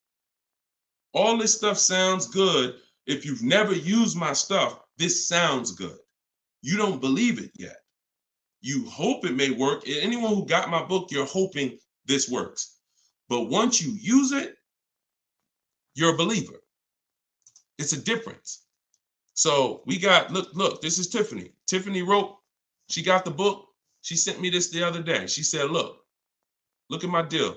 $44,820. I told you, everybody who has my book, I told you, email me your deals when you get your card. Look, $44,000 sticker. She got a $6,530 discount. And look, I'm not going to read everything she wrote because she's just praising the system. She's praising sitting there, negotiating from home, using the tools, winning. Saved more money on this new car, brand new car, than she's probably ever saved on any car. And she never had to go in a dealership to do it. Bids. So she was hoping this would work. She was on this show. If she got my book, she couldn't have been in my life more than a month. We just started the show. So she literally was hoping, all right, I'm going to use this, Deshone. But now it's not a matter of hoping. She knows. That's where you got to get. So all of this stuff I'm telling you, you got to prove it to yourself by the actions you take. And once you see how overpriced these deals have been that you've been considering, you'll understand, wow, I'm never going in a dealer to get my prices again. Never. And then that's when you know you've been transformed. Go ahead, Dolan, shoot the next one up.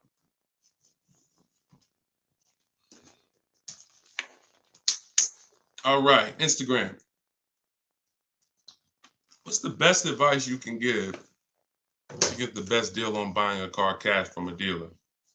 Forget how you're paying for it. Get bids. How you're paying for the car does not matter. See, people will walk in. If you walk into an 80% dealer with cash in your pocket, you're going to lose.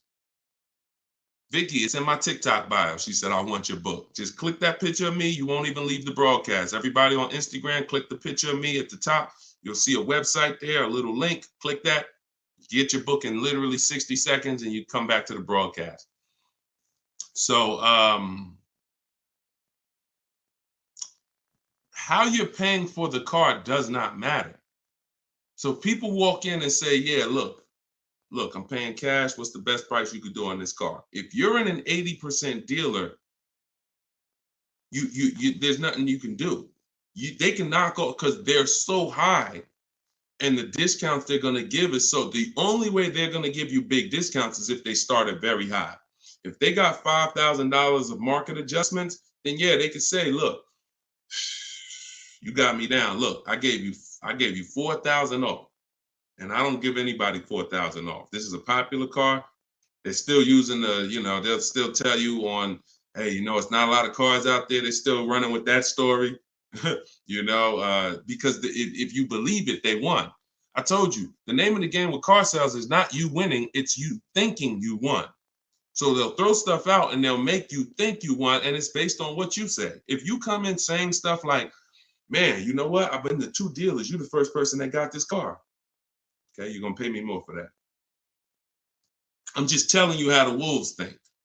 I've been next to the wolves long enough to know how the wolves think. So everything you're saying is working against you and you don't even know it. Man, I need a car this week. You're going to pay more for that because you can't say no for long. Oh, I need shoot, man, I went to another dealer, man. They gave me this quote. That quote was so high. I was like, nah, I'm not buying from them. Okay. I'll be a little lower than them, but not much lower. So this is why in my system, you don't talk. I'm not teaching. Y'all never have heard me ever say on any of my videos, remember to say this when you're in the dealership. Remember to say this when you're talking to this person. Because that's a losing battle. Everybody that's been trying to teach you that has failed you because you can't win dealing with a trained salesperson that sells cars 5-6 days a week, negotiates 3-4 times, probably 10-15 times a week. So when you talk about what's the best advice for someone paying cash, the best advice is to realize how I'm paying for the car is not important. Who's going to sell me the car for the lowest price is what's important. If I'm buying a used car, who's going to sell me this used car for the lowest price? That's what's important. If I'm buying a brand new car, which dealer out of all the Nissan dealers, I want a Nissan, which Nissan dealer is going to sell me this car for the lowest price? That's what's important. That's what's important. Separate the transaction, separate the acquisition of the car. And then I would tell you the same thing if you were talking about monthly payments. Monthly payments is not important. What's a good monthly payment on this car that I want? Before you think about the loan that you're putting on the car, which is what you're talking about, which is why we separate our transactions. We get bids when we sell our car because we don't trade. We get bids when we're buying our cars. We get bids when we're getting our loans. Separately. See, car dealers have taught you to give them 3 transactions. You're going to buy a car, you're going to trade your car into us, and you're going to give us the loan. That's 3 transactions. There's money in each one of them. So any transaction that there's money in, we're bidding it out. So if you were like, hey, what's a good monthly payment on this car I'm looking for? I would be like, monthly payment is important. The loan isn't important. The dealer who's going to sell you the car for the lowest price, beat all their competition, give you the largest discount. That's what's important. Then you drop the money. Clear? If we clear, if y'all clear, if we're following, if you're getting value out of the show so far, if you're loving the show, type a $ and let me know. All right, Dolan, next question. If you're getting value, everybody following, type $ if you follow. Skinner, what's up, my man? Good to see you. Okay. All right, this is Miss Brooklyn. All right, I see you. Maxine, I see you. TikTok, Glenn Wright, I see you. All right. Hold on 1 second. Instagram went down for a second. I like to get them down here. All right, I see you, Simply Elegant NJ. Okay, so Miss Brooklyn on TikTok. May I ask, my lease got totaled. Is there any good in that? I have 4 months left on my lease. Not really. The only time it's good when the lease gets totaled is if you rolled a lot of negative equity into that lease to get out of it. So if I went from a finance and I had a bunch of, many of you, once you learn that, if not leasing has cost you money, and big money. I cannot downplay this. Big, huge money, thousands of dollars, probably $4 or $5 grand every single car. Plus, you're not driving the cars you could be driving. So on top of that, just the money you lose is $4 or $5 grand. Then the cars that you're not driving is you can't put a price on that. You're driving an older car versus somebody who's driving brand new cars that are under warranty. So, but many of you, once you find out that you bought into a lot of bad advice about leasing, you're like, and we've had those questions come on the stream very regularly. Deshone, should I wait? I know I need to lease now. I need to be leasing, but should I wait or should I just transition now? It's always transition now. There's no benefit of waiting. Once you know you're not keeping your car 8 years, you're not going to outlive the depreciation. I need to be moving into a lease now, into a better financial structure, better vehicle. So if you move, some of you, when that happens, you're going to have 3, 4, 7 grand of negative equity that you're moving over because you're a short-term person. That's the only benefit if the lease is total, because all that negative equity gets wiped out and you get to start fresh. Now, if you put money down on a lease, these are the risks of putting money down on leases, and you need to know them. If your car is totaled or stolen and not recovered, you don't get the money back.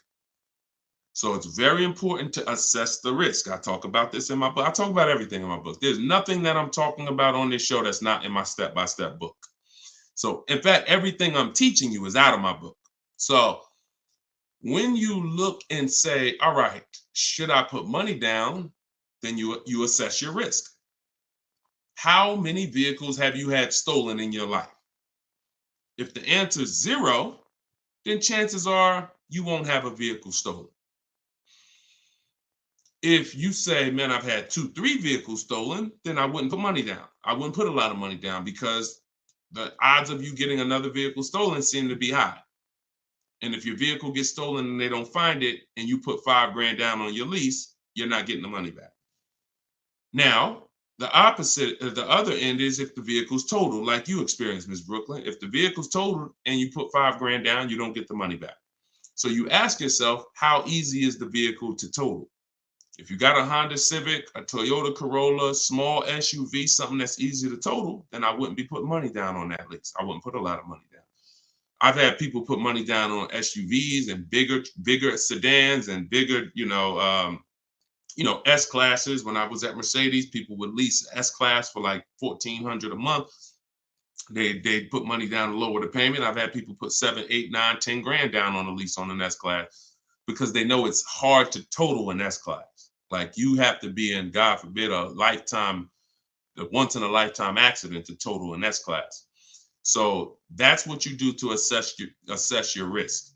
And what you're doing is you're always shopping your leases with only first month's payment due at signing. Because if you can get a car that has everything you want, and once you get all your offers, if the monthly payment's in your budget with no money out of pocket, then that's what I would do all day long. That's what I would do all day long. But sometimes people will get like a lease and it's a great deal. It's under 1.5%, but they're like, you know what? Payment is like $600. I want to lower that to like $500, and they'll put $3 grand down to lower it, $3,500 down to lower it to $500. But that's a decision you make only after you assess the risk. But in your particular case, if you didn't put a lot of money down, then no, you're just going to start fresh. You're going to shop for your lease, and that's it. Good question. All right. Yes, under 1%, we call that a steal, Skinner. Absolutely. That is a steal, not a deal. Go ahead. And we get steals. Some people may say, look, man, how do you see steals? We already know. Look, we get steals. When you get bids, you'll see some steals depending on the lease program. Farina just got her Jeep Grand Cherokee, $66,000 Jeep Grand Cherokee, $579 a month. $579 a month. 0.88%. Sitting at home getting bids. All right. Go ahead. Next question, Dolan. Shoot it up. This is Byron on TikTok. How long should you wait to refinance after the purchase date? As soon as it makes sense. I don't know what your interest rate is, and I don't know how thoroughly you shop for your loan. If you use the bank bidding war, we're letting 15, 20 people run our credit within a 48-hour period. So it only is going to weigh on our score like as one hard inquiry. So if one hard inquiry would have lowered our score 10 points, those 15, 20 inquiries will lower our score the same 10 points when the window closes. So if you shop like that, then no, you're not going to refinance in a month because you shop the market so thoroughly, the potential for you saving in the short term is not going to be there. But if you didn't, then yeah, you might be looking now and see that there's people who can refinance you for a lower rate. But again, the reason I don't like doing that, if you just got the car, because now you're talking about, potential more hard inquiries. But what are you going to do? If you think you could get a lower interest rate refinancing, I go online, type in refinance car loan online and see, I think Lending Tree, Nerd Wallet, they have a couple resources that they recommend, and see if you can save money. I'm refinancing if I could save money, if I could drop, because look, on a $30,000 loan, if you got $30,000 that you owe, if you could drop your interest rate by 1 point, that's probably $1,000. So, I mean, if you're not taking the shopping of your interest and your loans, that's why we bid this out.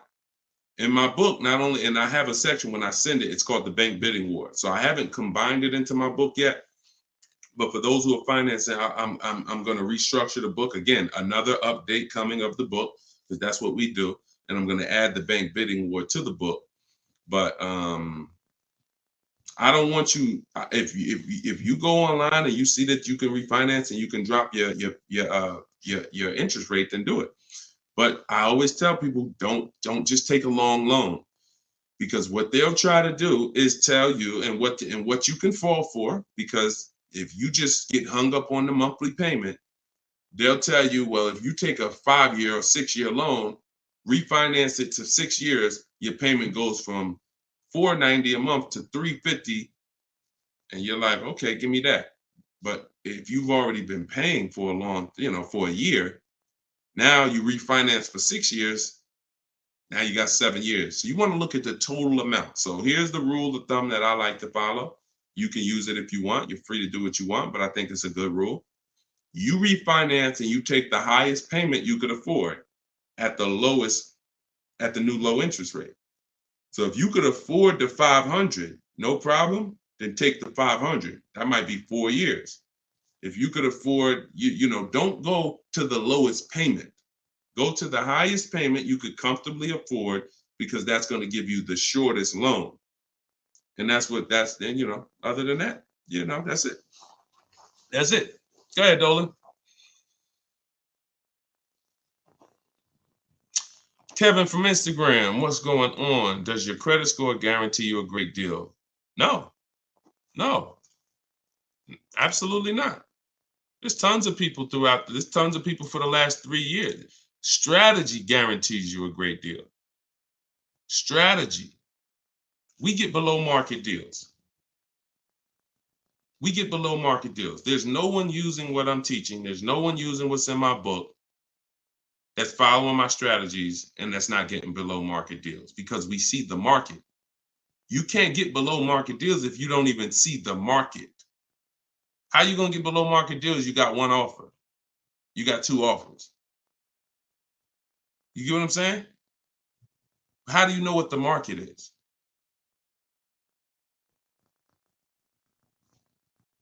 In order to get below market deals, you must have a strategy that allows you to see the market. See the market offers. See the widespread. Look at used cars and say, man, this is everything within 100 miles of me. Narrowed down, blah, blah, blah. I see the market. So, and there's people with not great credit that are going to use the strategies to buy at a below market price. So strategy is what gets you below market deals. You can have great credit all you want. You have no strategy, you will pay market value or higher. Because below market deals are reserved for the people who have the strategies to get them. Nothing to do with credit. Nothing to do with credit. I tell you, if you have bad credit, your goal should be the only people I'm overpaying, and I'm not overpaying because it's all I qualify for is my loan. My bad credit is not between me and the dealer I'm buying my car from. My bad credit is between me and the person who's lending me the money to buy the car. If below market price on this car is $18,000, if I don't have any strategy, then I'm going to go in and I'm going to buy it from them with bad credit and end up paying 21 plus the high interest rate, bank fees. And not only did I overpay for the car, but now I'm paying 15, 20% interest. That's what most people do. No strategy. So people with no strategy get killed two ways if they have bad credit: the loan and the price of the car. But when you have strategy, the only person who you should be paying more than average is the person who lent you the money.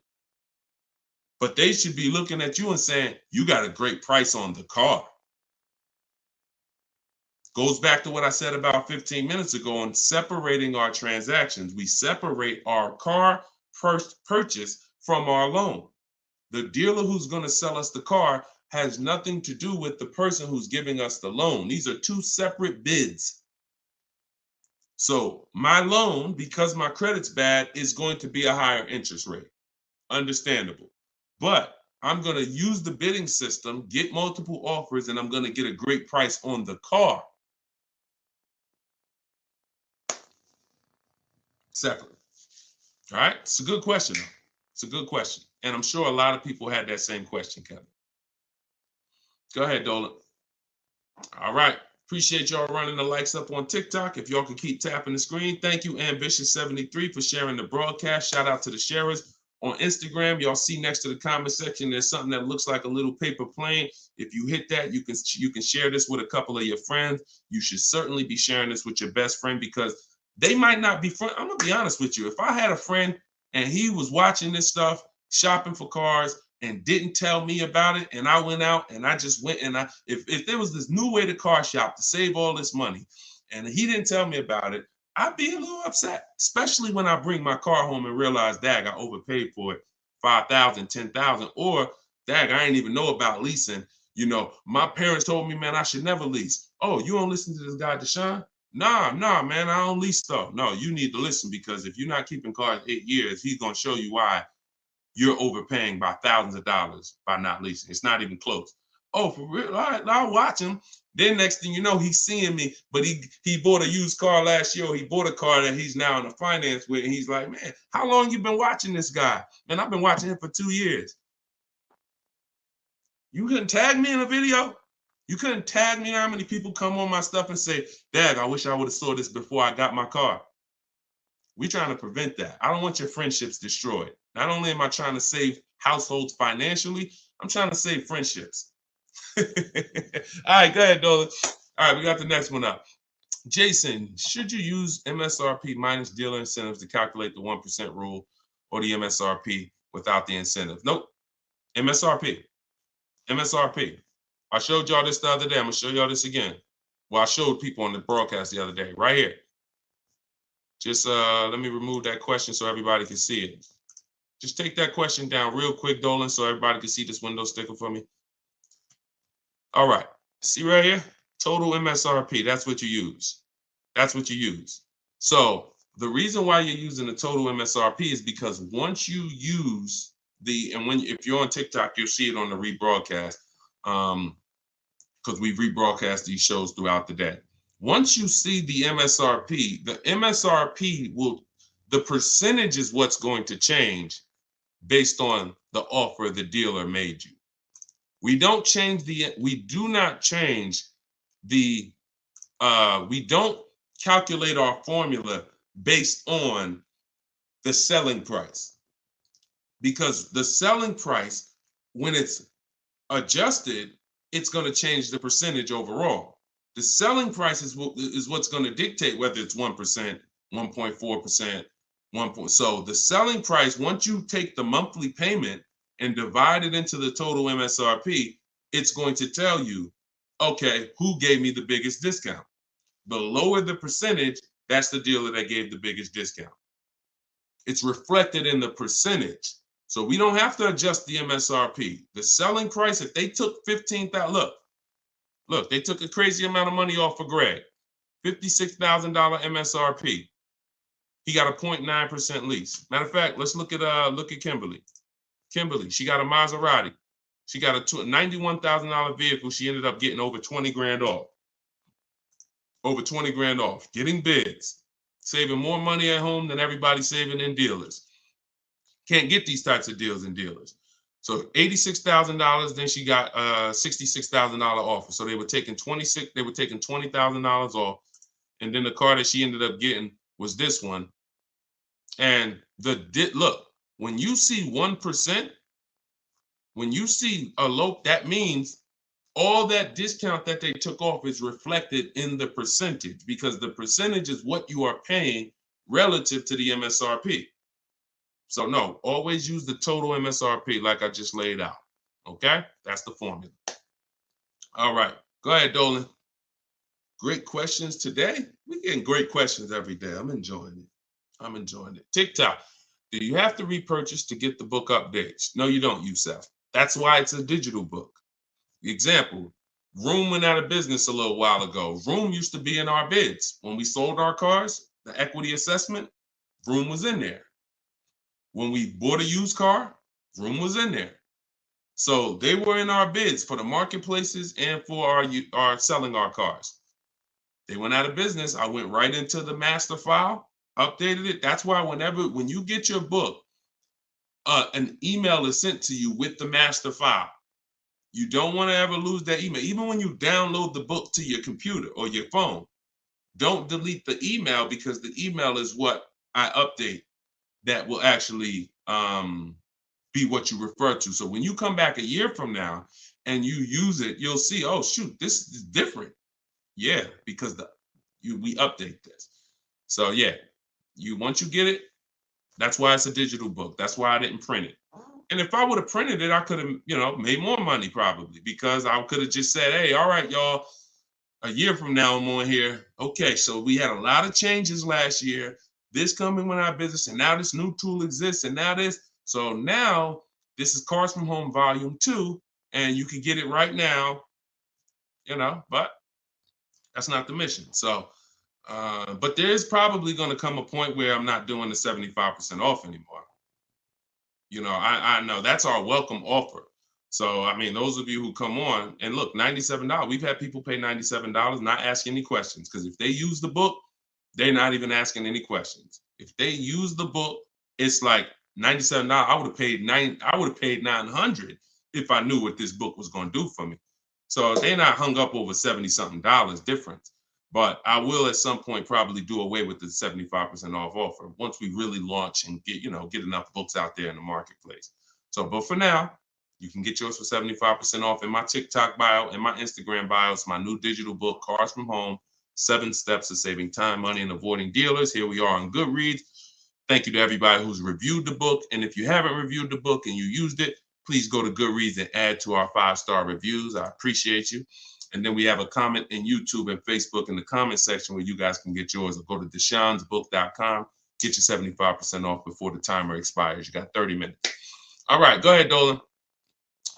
Valerie on Facebook. In leasing cars, can I do personal modifications? Great question. I'm an amputee. I have to drive with my left foot, so I need a left gas foot accelerator installed in order for me to drive. Can I do that modification on a lease car? That's a great question.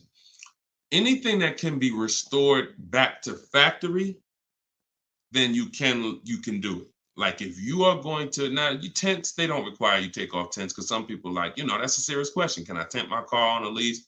Sure.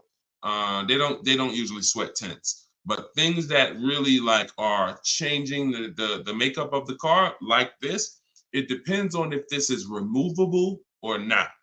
If it's removable, then of course. If it's not, and it's a permanent adjustment, then I would say no, because they're going to bill you for that. And so what I would do if I'm you is I would only be, if you're not keeping your cars 8 years, now the mission is still to beat depreciation. To beat depreciation. So you don't want to buy a car, especially you, because you're making a custom update that will lower the value of the car. So whatever car you buy, Valerie, let's say your car's value would have been like this, going down over a 3 or 4 or 5 year period. Because of this adjustment you're making, it's going to go like this. Because if that update that you're making can't be removed, then you lower the amount of people who are interested in that car when you go to resell it.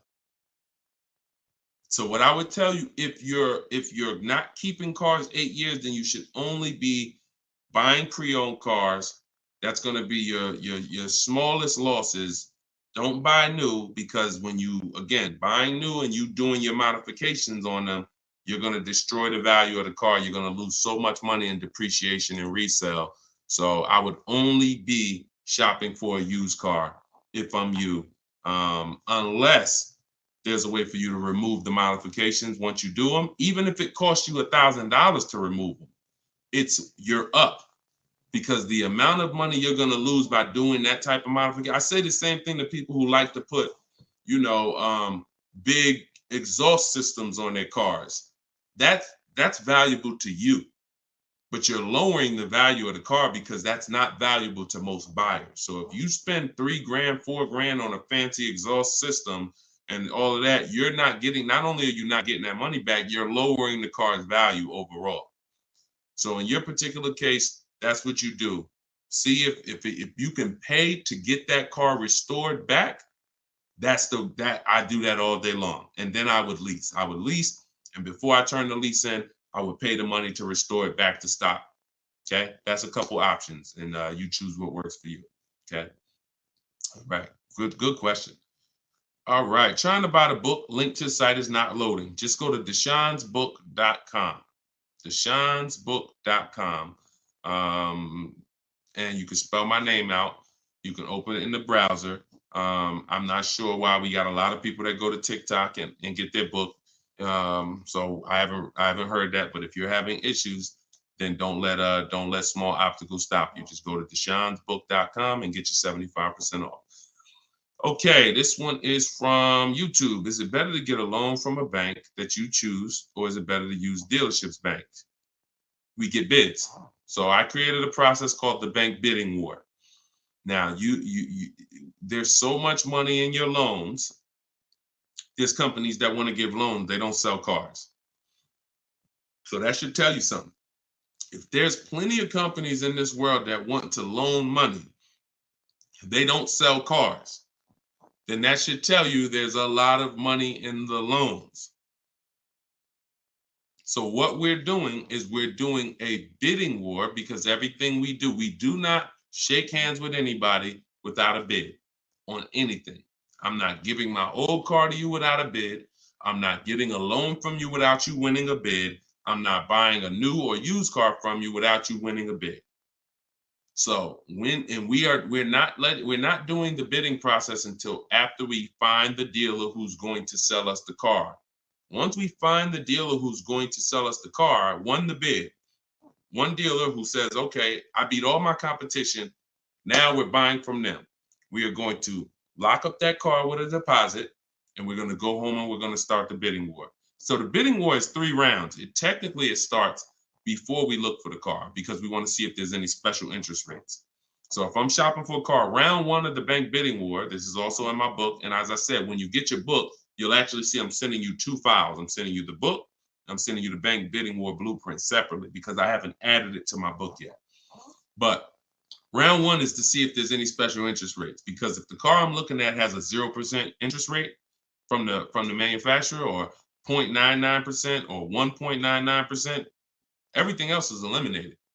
There's no reason for me to look anywhere else. Now we always have to see what the term is, because sometimes they'll say 0% for 36 months. That's not going to work for most people, because that loan is going to be too short. Payments would be too high. So we got to look at the term.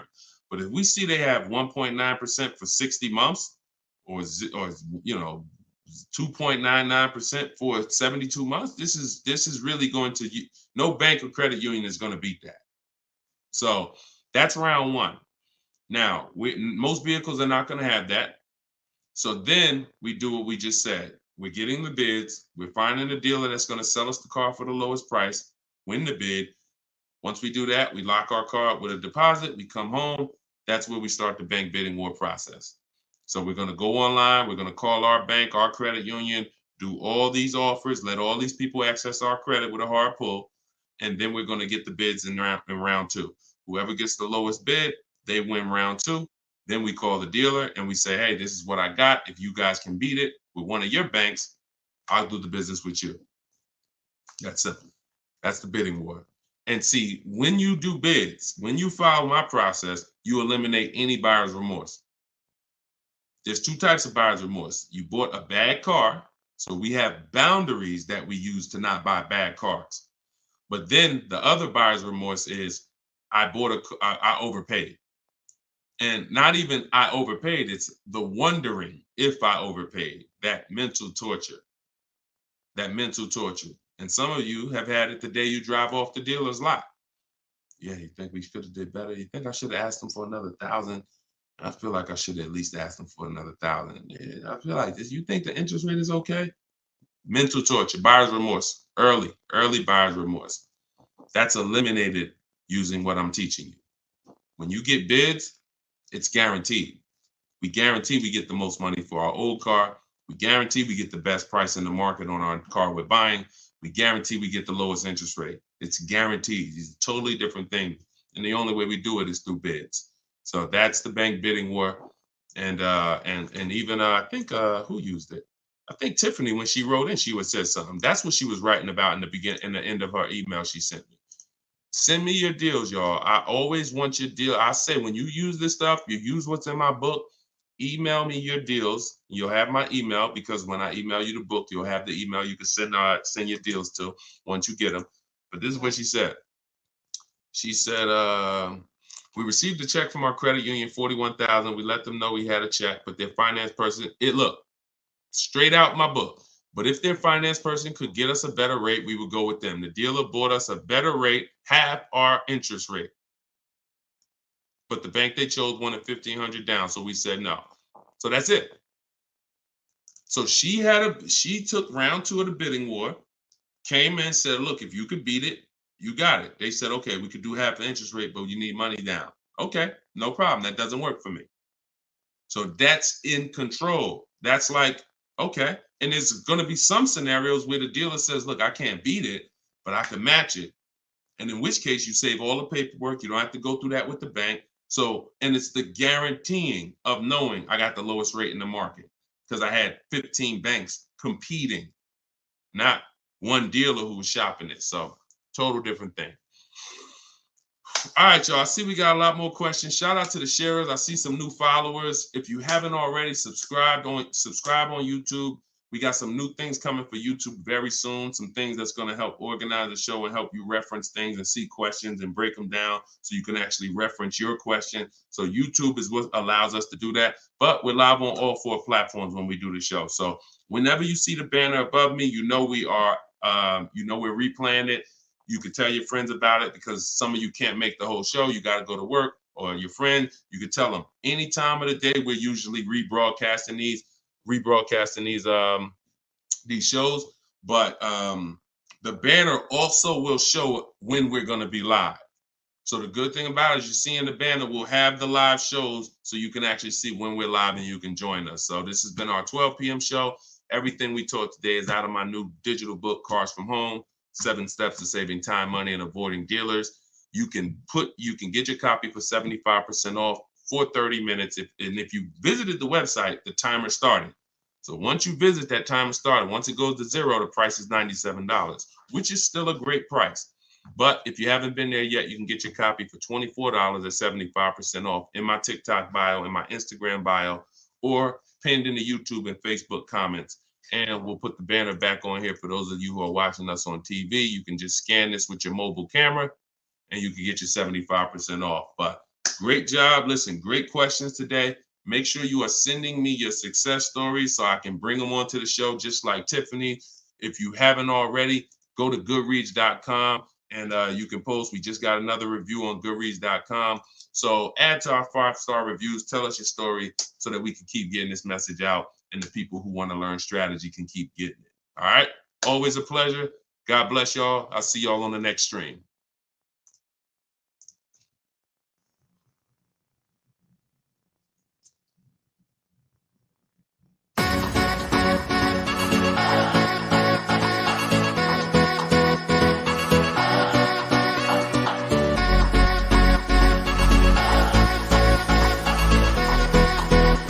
The worst possible thing you could say when you walk into a car dealership. I spent 5 years with Mercedes-Benz, 5 with General Motors, and the worst thing a person could say when they walk in is, if you could just get me to this payment, we got a deal. So your loan's probably still like 19, which means you got to pay to get out. You're upside down. It's called negative equity.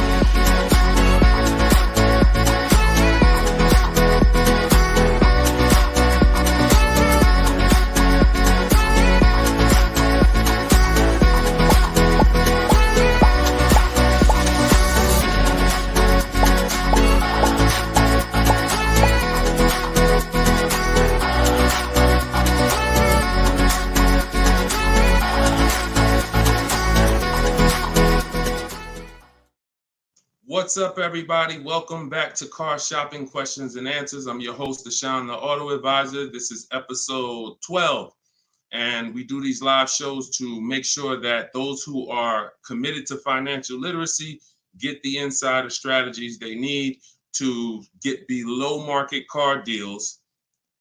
And the only way you're going to do that is by using strategy. So that is what we teach here. I am all about giving you the simple strategies you need to sit at home and let dealers bid for your business, let banks bid for your business, and let people bid for the cars that you're going to sell, not trade. And that's what we do here. So for those of you who don't know me, my name is Deshone the Auto Advisor. I spent 14 years in the car business. And since 2020, my mission has been to create smarter car shoppers, buyers, and owners. So if this is your first time ever seeing us on a broadcast, could you type the number 1? What's going on, Lisa Jane? Good to see you. I appreciate it. Hey, you're the best. I appreciate it. Listen, you keep using what I'm teaching, you're the best. I just love people who are committed to their money, because the wolves, the 80% of car salespeople who you deal with every day, and you don't know how to find the best car salespeople to deal with, those people are committed to their money. One thing about the wolves and the sharks is they are committed to making their 15, 20, 25, 30 grand a month, and they do not care who gets in the way.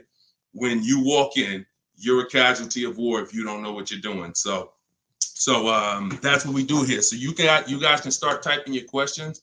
I do have my man Dolan in the back moderating. He's going to bring your questions into the show.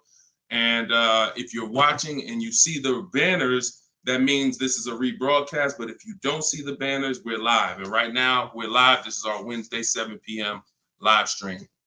Okay, so once we get a couple questions, my man Dolan will bring the first one in. We'll get the show on the road. But the simple housekeeping, for those of you who don't know, I am the author of the new digital book, Cars from Home. We're rated 4.94 on Goodreads.com. Thank you to everyone who's reviewed the book and used it. I want you to email me your deals when you pick up your cars. See, what I want from you guys is to be excited about the deal. Right now, most of you are ashamed of your deals. So that's just a fact, because you wouldn't email.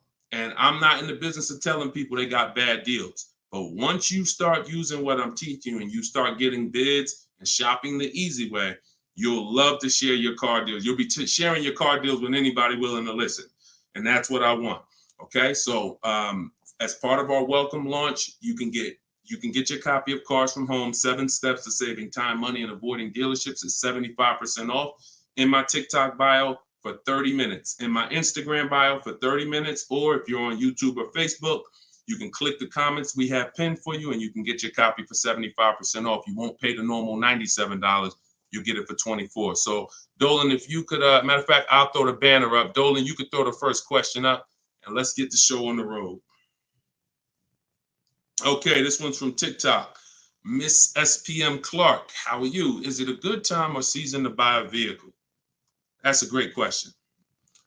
Is it a good time? And whenever you hear a question that you like, that y'all running the likes up on TikTok already. Shout out to everybody tapping the screen, running those likes up. I appreciate you all.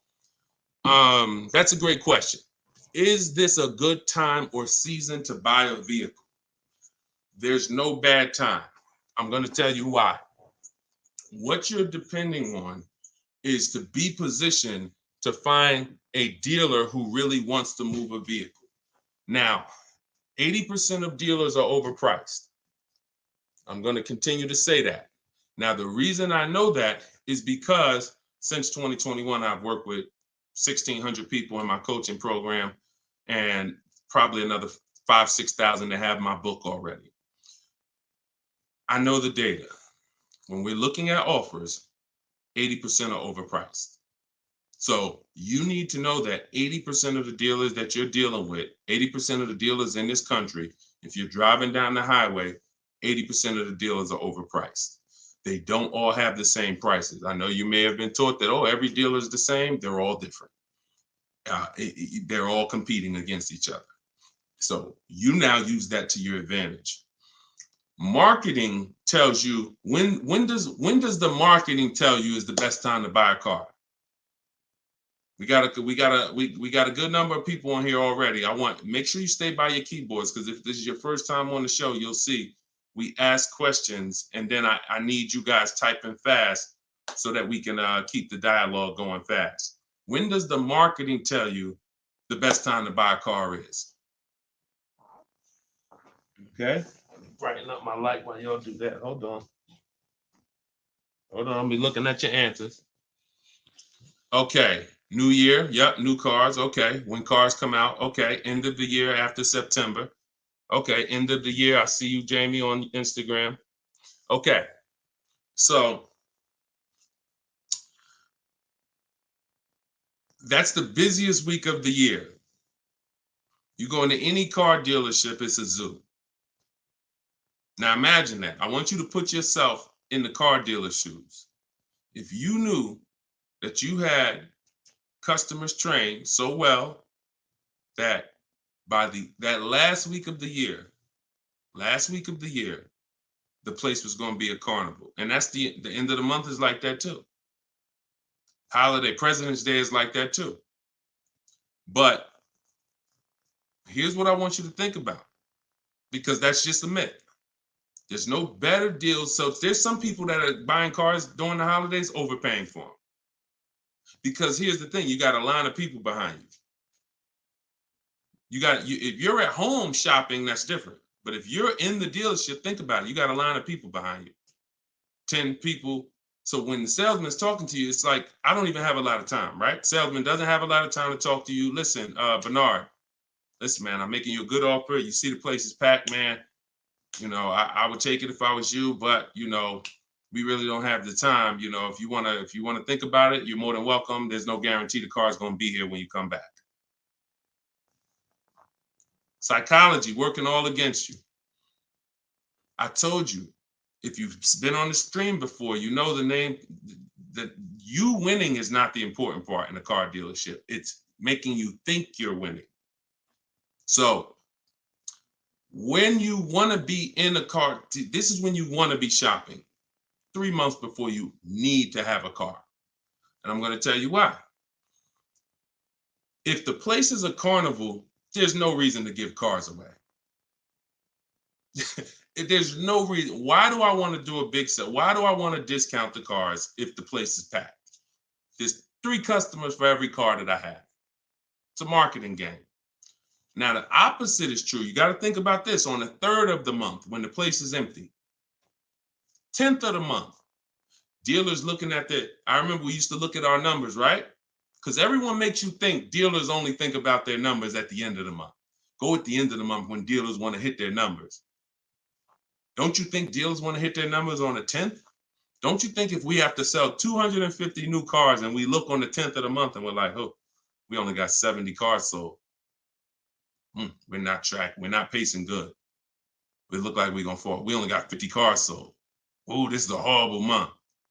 Anybody who sends in an internet inquiry they're like, oh, look, we're behind.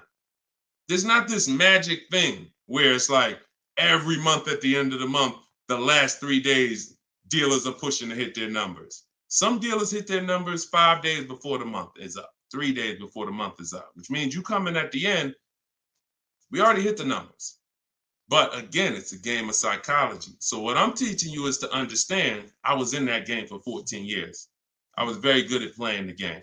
Now, I'm not going to lie. I wasn't a person who lied. Anybody who knows me from New Jersey knows anytime, the way you guys see Deshone, there's a couple people who, since, we've gotten over 2 million followers now across all these platforms. So God has blessed me. But there are people who know me. They dealt with me. And when they see my videos, what they say is, the same way he is in the videos is the same way he was in the dealership. Nothing changed. Some people are like, oh, I'm online now, I'm teaching. And then it's like, they got a bunch of people out there that's like, no, that's not, he changed when he went online. The same way I was in a dealership teaching people about numbers, about leasing, don't buy your lease, all of this stuff that I'm teaching in the stream is the same way. So the game of psychology is what you have to stop falling for. Stop looking at marketing, and now you have to look at what does make sense. That's being in the market 3 months before you need a car.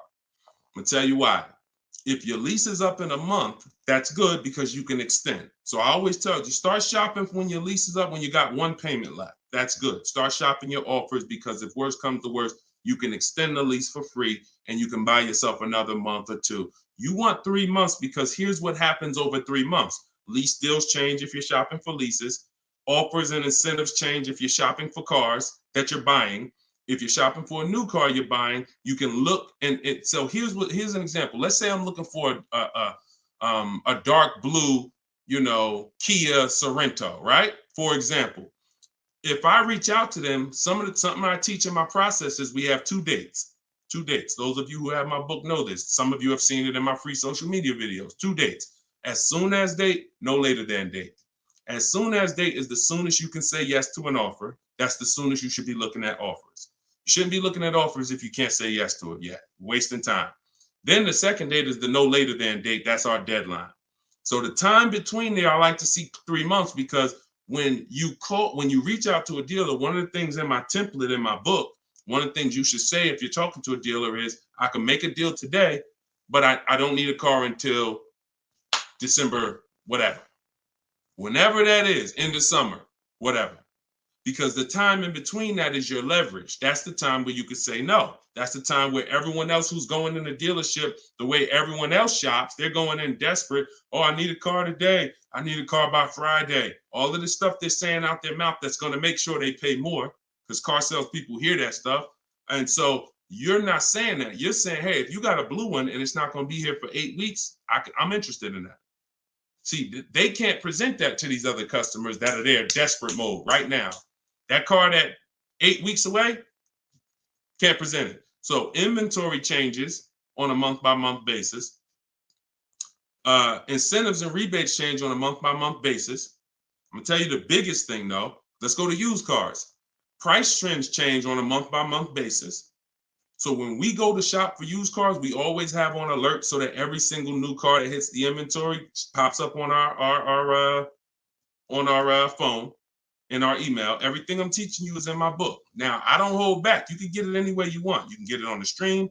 You can get it on my videos. You can get it in my book if you want it all in one spot. But so when we do this, everything new is popping up. We can see the price changes. We can monitor the price changes. But the biggest thing is when a dealer needs a deal, you're positioned. Let that sink in. I just gave you a scenario a couple minutes ago of how it looks when a manager comes in and says, all right, y'all, we got to have a meeting. Okay, y'all, it's the 10th of the month. We only got 50 cars out. We got to sell 250 cars by the end of the month. We're way behind. Anybody who is real, that's what we call a real customer, a real buyer. Get them on the phone and see if they're open. We're not turning away any reasonable offer today. Now, for those who are desperate, need a car today, need a car this week, those people been going. They're never going to get these phone calls, very rarely, because they're moving so fast. You position. You in their email. Tom knows Sparta is been emailing me. He told me he doesn't, or she, I can't tell if it's, I can't tell by your name, whether you're a man or woman, but let me see. Sparta, hey, I know I couldn't get to your offer before. You still open? Yeah, thank you. What you got? Position. So you can't do that when you're desperate and when you're shopping. Now, if you're in an emergency, understood. You totaled your car, you need a car in 2 weeks, understood. We got plenty of people who get in, use my stuff, they get their car in 2 days, they get their car in.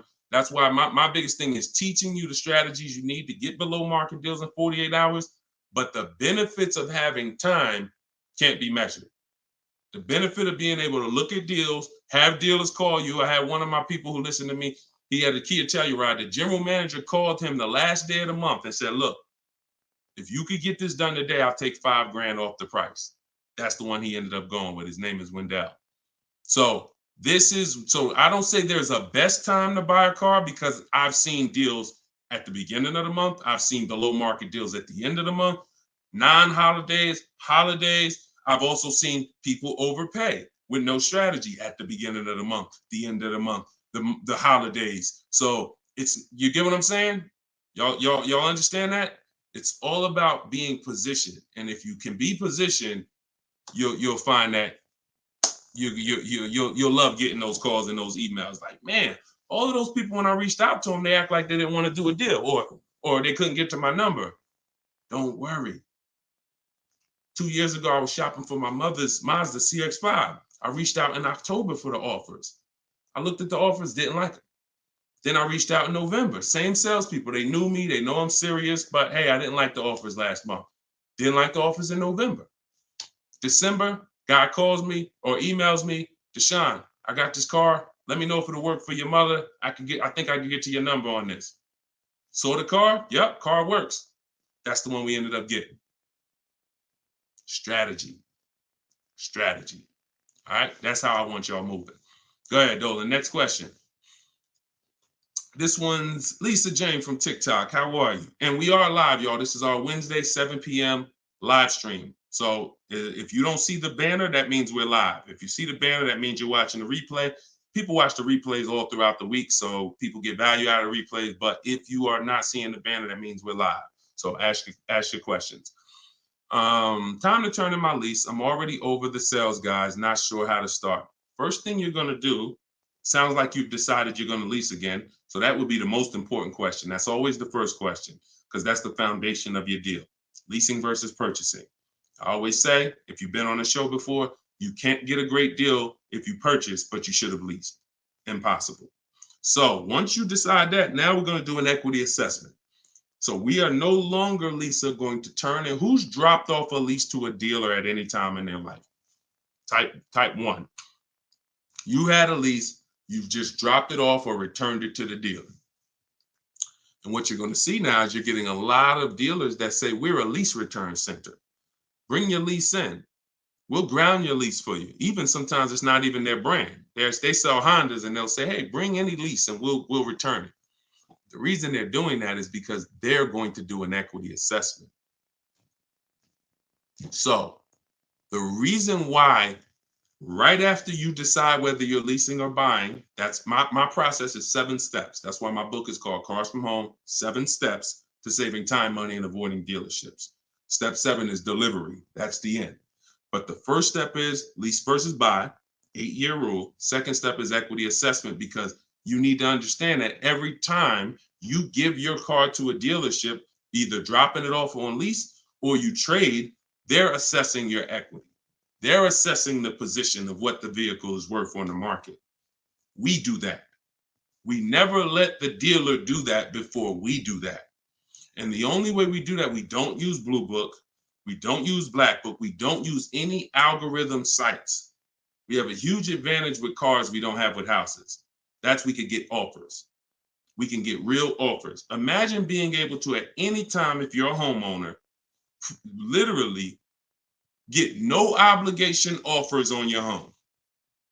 You could just put your home, you could just go to buyers and say, here, this is the kind of house I got, and you could get multiple offers. Hey, I'll pay this for it, I'll pay this for it, I'll pay this for it. That'd be amazing, but you can't. So all they have with homes is algorithms, Zillow, Zestimates, and all of that. With cars, we can get real offers from the people who compete to buy cars. And this is our first step before we budget, before we think about what car we want, before shopping, we are doing an equity assessment. So what that looks like, Jane, is Lisa, is you're going to call your leasing company and you're going to get the payoff. There's two types of payoffs, a customer payoff, a dealer payoff. Depending on the brand, sometimes they're the same, sometimes they're different. Sometimes the dealers don't have to pay taxes. And so it depends. There's no hard rule, but you're going to get the customer payoff. Customer payoff, then you're going to ask them if you, that step is the same for everyone, whether you own a car, you lease a car, doesn't matter. Only people who don't have to do that is if you have a paid off car. You skip that step and you go right to the next step. But if you have a lease, you're going to ask an additional question.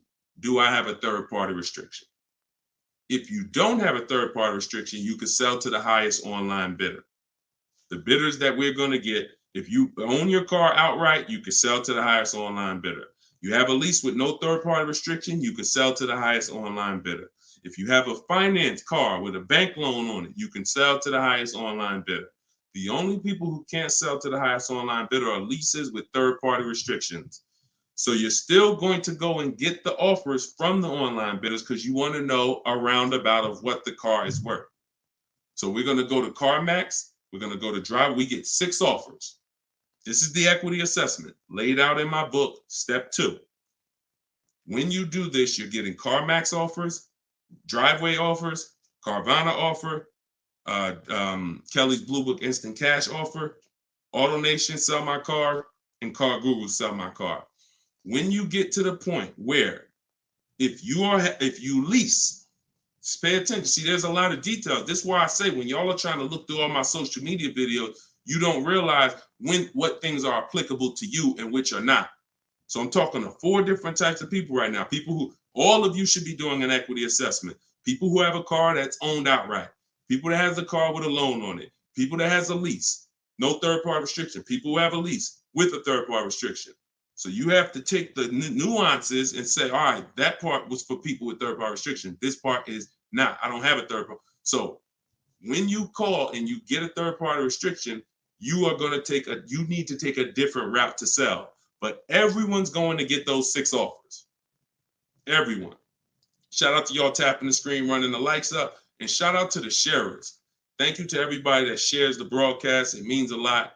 Tag your closest friend. So now you get those 6 offers. If you have a lease, whenever you're on those websites, it's going to ask you, is the car owned, financed, or leased? You want to put owned. Do not put lease because it triggers something in their website where it thinks every lease has a third-party restriction and they may not give you an offer. So don't do that. Now, once you get those offers, you can sell to the highest bidder. Now, if you have a third-party restriction, we're going to take those offers. We're going to kind of see where those offers are, kind of get an estimate, and now we're going to go and sell that car to a used car, to a brand. Let me explain it like this. If you have a BMW, you can only sell to a BMW dealer. When you have a third-party restriction, you can only sell to a BMW dealer. Now, hundreds of thousands of people around the country, they found out they had a third-party restriction. They bought their cars and resold them. The reason I don't like doing that is because you pay taxes, you pay fees, and that comes out of your profit. So if you were going to make $5,000, you buy your car. By the time you pay the taxes and fees, you wait for the title, you probably won't make anything. But when we sell direct to a dealer by getting bids from multiple BMW dealers, If I have a third-party restriction of Nissan, I'm getting multiple bids from Nissan dealers. And once I get my offers from those dealers, now I'm going to sell to the highest one because dealers don't pay those same fees. Dealers will I don't have to pay the taxes and fees. That doesn't come out of my profit. So we've had people who sell direct to the highest bidder online, depending on their situation. And we have people who, with third-party restrictions, sell to the highest bidder among a local dealership. But we must get bids. Doesn't change. We get bids no matter what. So some people say, Deshone, I use what you teach. I went on those websites. They said they don't buy leases. You didn't do what I told you to do. You put that it was a lease in there, and then no, you don't. No, you have a third-party restriction. We sell to a dealer of the same brand. We get bids from multiple dealers. That's what I'm saying. So it's laid out in my book. If you want the roadmap, if you don't want to try to remember this, TikTok bio, Instagram bio, comment section on YouTube or Facebook, or you can scan the QR code, get your book for 75% off. You won't pay the normal. Hold on one second. Let me turn this off. You won't pay the normal $97. Okay, so that's the equity assessment. When you said, Lisa Jane, I'm not sure how to start, that's the process. Because we never return a lease that has equity. We don't return a lease until we find out that there's no equity. If there's no equity, then we'll drop off the lease and we'll shop for our replacement vehicle. All right, good question. Go ahead, Dolan. Good evening. How do I narrow down the luxury brand of car desired after filling out the shopping sheet? I'm looking at cars. Once you fill out the sheet and you're looking at, you're talking about you're in the step 4 shopping. Val, you're trying to decide what you want. Hold on, let me be clear. If you're in the phase where you're trying to decide what we want, we see in step 4 we have a whole process, a whole step that's called shopping, not buying. See, you need to clearly separate those two things. See, what happens when you mix shopping and buying, you go in to look at cars. If you're looking for a new car or a lease, you go in, you're test driving cars, and then you sit down, you start talking numbers. You mix the two. Shopping is deciding what you want. That's going in test driving. That's taking the kids, making sure they have enough leg room. That's doing everything to make sure. Test driving, 15, 20-minute nice test drive. All right, comparing the features, going to drive the Honda. Then I'm gonna drive the Kia. Then I'm gonna go drive everything I'm interested in. I'm not talking numbers with anybody. That is shopping. Once you have decided what you want, now we're coming home and all the purchasing is done from here. All the bidding is done right from where you're right. Like, this is where I get my cars at, right here. I sit right in front of my computer, and in 60 minutes of work, I'm gonna have bids coming in 48 hours. I'll know what the below market values are. So if you're just talking about the shopping phase, I'm on YouTube. If I'm looking for like a 3-row SUV, I'm typing in 3-row SUV. And then I'm looking at the competitors, because we're not giving enough. Look, car manufacturers do a horrible job of marketing. Horrible. There's 40-something companies that make cars that spend millions of dollars to try to get you to come see them at least. And so that's the reason why you notice when you have a car, they're reaching out to you before the car's paid off, before the lease is up, because they know once you get to the end, you're more likely to shop. That's why they try to keep you, we were reaching out to people with Mercedes 6 months before their lease was up. 9 months. Hey, Mr. Jones, if I could get you out early, would you consider it now? Hey, good news, Mr. Jones. Hey, I might be able to get you into a new Mercedes and keep your payment right around where you are, right around where you're at now. Is that something that sounds good? Okay, when can you come in? All right, not till this weekend, but you're going to have to lower the payment. This payment kind of high. Listen, Mr. Jones, look, we have several options. You're a loyal customer. You've been with Mercedes for a long time. Anytime you come, listen, I promise you, me and my manager will work hard to make sure you get a number that works for you. But the first thing we want to do is pick a car. We got a lot of nice new models. Want you to see them. Blah, blah, blah. You got to understand, if we're pulling you out of the car early, we're trying to prevent you from shopping the market, because every couple of years, there's new product, new technology, new features. You want to see this stuff. You want to see these cars. And so that's when I'm telling you is you're about to spend 50 grand, 30 grand, 70 grand. Take the time and treat it like if you were going into the mall to spend that kind of money. If you were walking into the mall to spend that kind of money, how would you want to be treated? Would you ever rush yourself? Would you want anyone rushing you to make a decision when you're about to make a $70,000 decision? A lot of you are not test driving enough cars. Now, with a used car, you can't test drive it until right before you buy it. So because every used car drives different. But for those of you leasing and getting new cars, purchasing them, you should be test driving everything that's in the category of a car you want. Everything. Test driving and then narrowing it down. This is how people end up getting a car, and in 3 months they're like, hey, I don't really like the car. It's not as comfortable as I thought. You didn't test drive it. You did a short, quick test drive. So don't rob yourself of the shopping experience. We don't. That's why I have a whole step that is only devoted to shopping. And then what you do, Val, is you put it into Google and you type in the year and you type in initial quality. That's going to tell you on that first page what the ratings say. Listen, don't ask your neighbor what they think of the new car.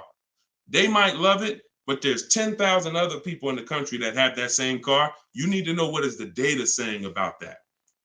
10% of those people might be dealing with electrical issues. That's going to show in that initial quality scan on Google. Then you look and you Google reliability. So initial quality's first 90 days, reliability's first 3 years. Everyone who's leasing needs to be typing those two things in.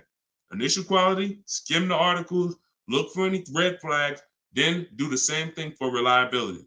Those of you who are purchasing, you should be doing longevity. And that's going to tell you if the car has transmission problems later on. That's going to tell you what the engine is rated to do.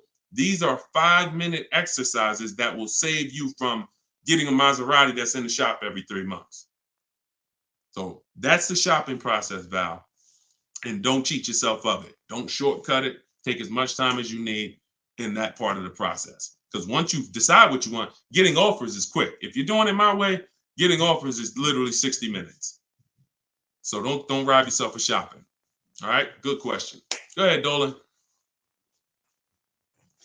One thing I will not do is sign anything to test drive. If anybody ever, keep that question up. If anybody ever makes you sign something to test drive, first of all, and I have a particular way I set up a test drive.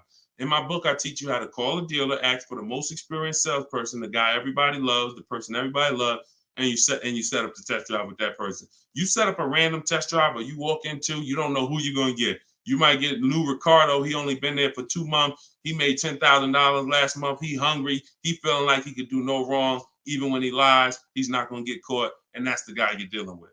You got to set up everything is a system. Nothing is left to chance when you're following my process. And no one who's experienced like that would ever require you to sign something before you test drive it. Driver's license. I have your information. I have your email. Okay, that's what we need. All this other stuff is just a trick to lock you in. It's ridiculous. Okay. All right. This one's from YouTube. Deshone, I got equity now at the end of my lease, but I got a third-party restriction. How can I sell it to a dealer without buying a new one? Separate the transactions. When Dave came in, Dave was the first person who used this strategy back in 2021. And he joined me because he said, look, I had a BMW. As soon as I found out how to get around this, that made me like $1,500 to $2,000 more because I had the third-party restriction. You call, we speak to used car managers, and you're going to get bids from used car managers. Hey, I got a car. I'm looking to sell it. I have a specific script in my book, but hey, I'm looking to sell it. And, can I give you some information about it? And you give me an offer. And we want to get at least 3 offers. It's a relatively new car, 2-3 years old, and that's it. You're having conversations and you're getting offers. These guys, their job is to buy cars. So, but that's independent of who you're getting the car from. So if I talk to a guy and he was like, look, I like your car, I can pay you this for it, I'm going to tell him, look, okay, I'm about to shop for my new car. I'm looking to have that deal done in a couple weeks. And as soon as I make that deal and schedule the delivery, I'll call you and I'll drop off this car to you.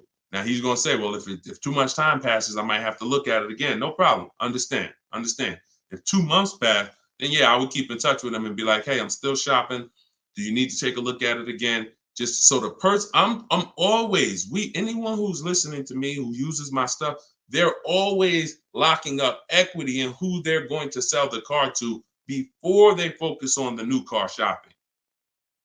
Before. Equity needs to be, because that's a bidding process. I've already gone through the bidding process. I know who I'm giving my old car to. Now I'm on to my next car. I'm on to the replacement car. I'm on to the loan that's separate. But this needs to be locked up first, because what will happen is you've been taught, don't tell the dealer about your trade till the end.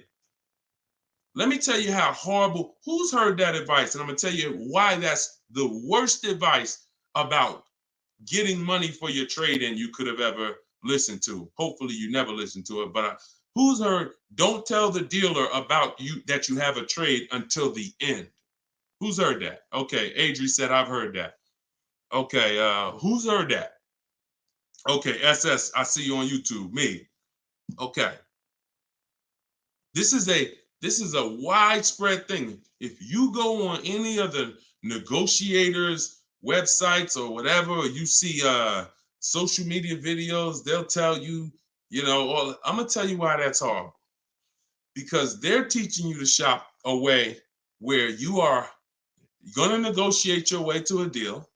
You're not sitting at home bidding. And then, so you're spending this time, and now you get the dealer to a price that you're comfortable with. All right, I like this price. Now they're telling you spring the trade on them. So what happens when the dealer doesn't give you what you think the trade is worth? What happens? Because if a dealer gave you a great price on and you don't know that because you don't have enough offers, I'm gonna continue to emphasize that. You don't know you have a great price unless you have 4 or 5 other offers to compare them to.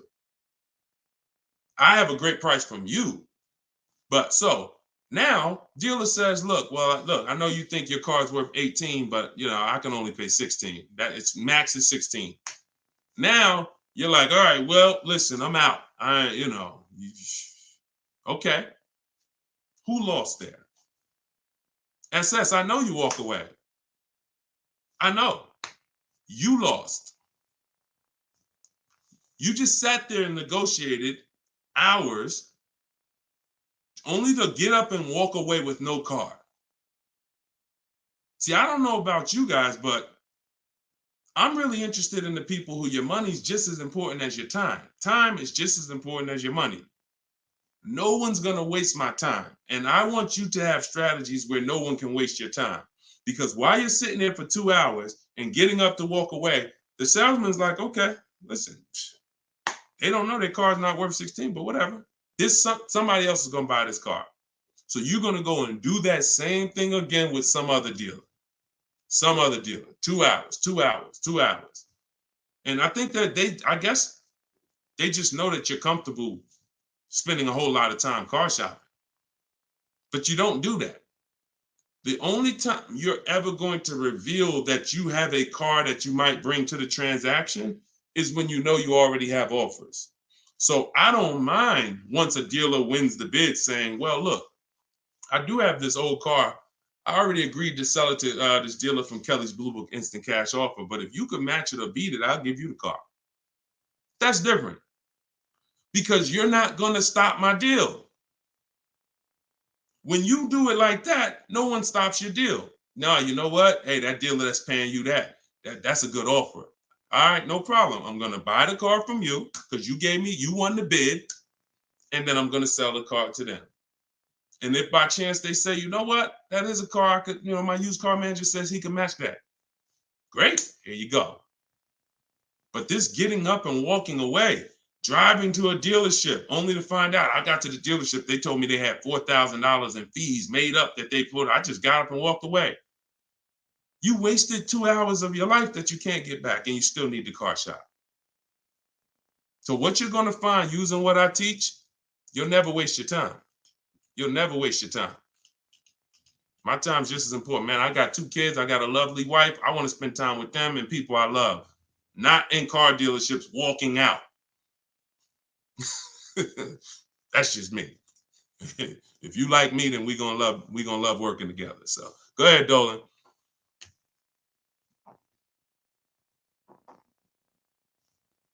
All right. Why is the dealership telling me I have to pay a down payment on a lease? You're only talking to one dealer. That's it. 80% dealer. See, listen, lazy shopping. And listen, I don't know you, Jamaica. I don't know how familiar you are with my stuff. 80% of dealers are overpriced. 80% of dealers are gonna lie. You're only dealing with one dealer. That's what you're gonna get. You're at the mercy of one dealer. But I'm gonna tell you something. You're never gonna get stuff like this. Total $690 a month, $54,000 BMW, sitting at home getting bids. Look, absolutely thrilled to share. I graduated. She joined my program back in 2020. Now, just so you know, I have a video program and coaching. It's the same. It's based on the book. It's 7 steps videos, 7 steps, 7 steps in the book. So, you know, for those of you who want to know about this other program, you go to my bio, you can attend my masterclass, and you can attend my free masterclass. But this is what happens when you bid. Look, when you get bids. This is my first time leasing a brand new car. Got a 2023 BMW. This was last year. Awesome lease incentive, 75 off, plus you got $1,000 off. Look, Greg, 527. Look, monthly payment, 527. You don't see down payments here. Look, Danielle, $550 a month with first payment down. That's it. Included maintenance, gap insurance, all the fees. Look, we could do this all day long. This was Bonita in the middle of the pandemic. Middle of the pandemic, while people were paying $5 grand and 10 grand over sticker for Telluride. Look, I got my got my dream vehicle, 2023 Kia Telluride. Got that in December 2022. Bids, 600 down, 600 a month. That was a 1.25 lease. I remember when she got it. And I always show that because people were out there, oh, there's no deal. People have been saying that for years. People have been saying that to me for years. Deshone, there's no deals out here. Somebody probably wrote that in the comments. I'm sure that's one of the questions. Sean, it seems like it's no deals out here. And listen, no strategy, no deals. Strategy, great deals. So one of the things we're never going to do is listen to what one dealer says. 5 dealers, 5 offers. You could do it your way, manually, or you could do it my way. It's up to you. But you get 5 offers because 4 are overpriced. That's the numbers. Okay? And that's how you guarantee when you drive off with a car that you paid the lowest price in the market. You can't guarantee you paid the lowest price in the market when you only got one price. You can't guarantee when you only got 2 prices. Now, somebody in my book, I teach something called the 25-to-5 strategy. This is for new cars and leases. We connect with 25 dealers online using my templates. You copy and paste. I got all my stuff in there. You just fill in what you want. And then we reach out and then out of those 25 dealers, we're shopping all their inventory. So we got a good shot out of 25, we got a good shot of 10 of those dealers having a car we'd be interested in. And our goal is to get 5 offers. That's it, all by email. So you can do it your way. You can call, you can do however you want, but we know this because we shop better than anyone else in this world. So when we're looking at all these offers and when we can say confidently 80% are overpriced, we can talk to someone who's only getting 1 or 2 or 3 offers and tell them there's no way you're going to get great below market deals shopping that way. It's just not going to happen. So I wish I could tell you you could mix your way. The only thing I can say about mixing your way is if you don't want to use my strategies to get the 5 offers. You want to get 5 offers some other way, God bless you. But you get 5 offers if you want below market deals. And if you're looking at super popular vehicles, Charles got a Palisade. Look, he got 10 offers. I reached out to 35 Hyundai dealers, got 10 quotes back. Offers range from 1.3 to 1.23 to 1.66. He ended up with a 1.23 lease on a Hyundai Palisade. $48,000 vehicle, $597 a month. So that's why the dealer you're dealing with is telling you you need a down payment because that's who they are. They're an 80% dealer. They're an 80% dealer. All right? That's just what it is. Strategy. Go ahead, Dolan.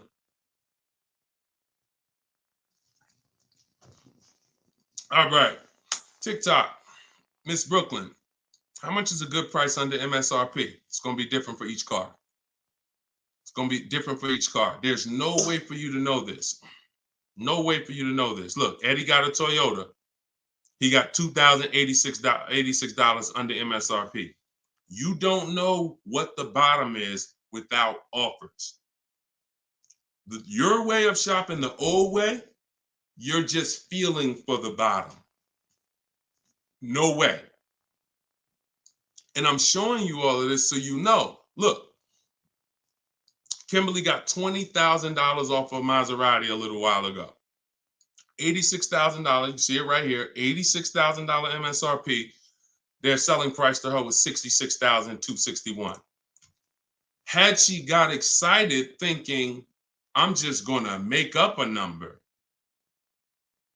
I'm just going to, if I could save $7,000 off this Maserati, that'd be great. We don't pick what the bottom is.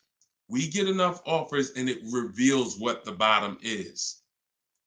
You get a bunch of offers on a Toyota Camry, the lowest offer, $2,000 under MSRP. Now, Kimberly, Maserati, that car, 20 grand off. Look, Sean, $20,000 off his F-150 Lightning XLT. Look, MSRP 73, dealer discount 4,900, 15,500.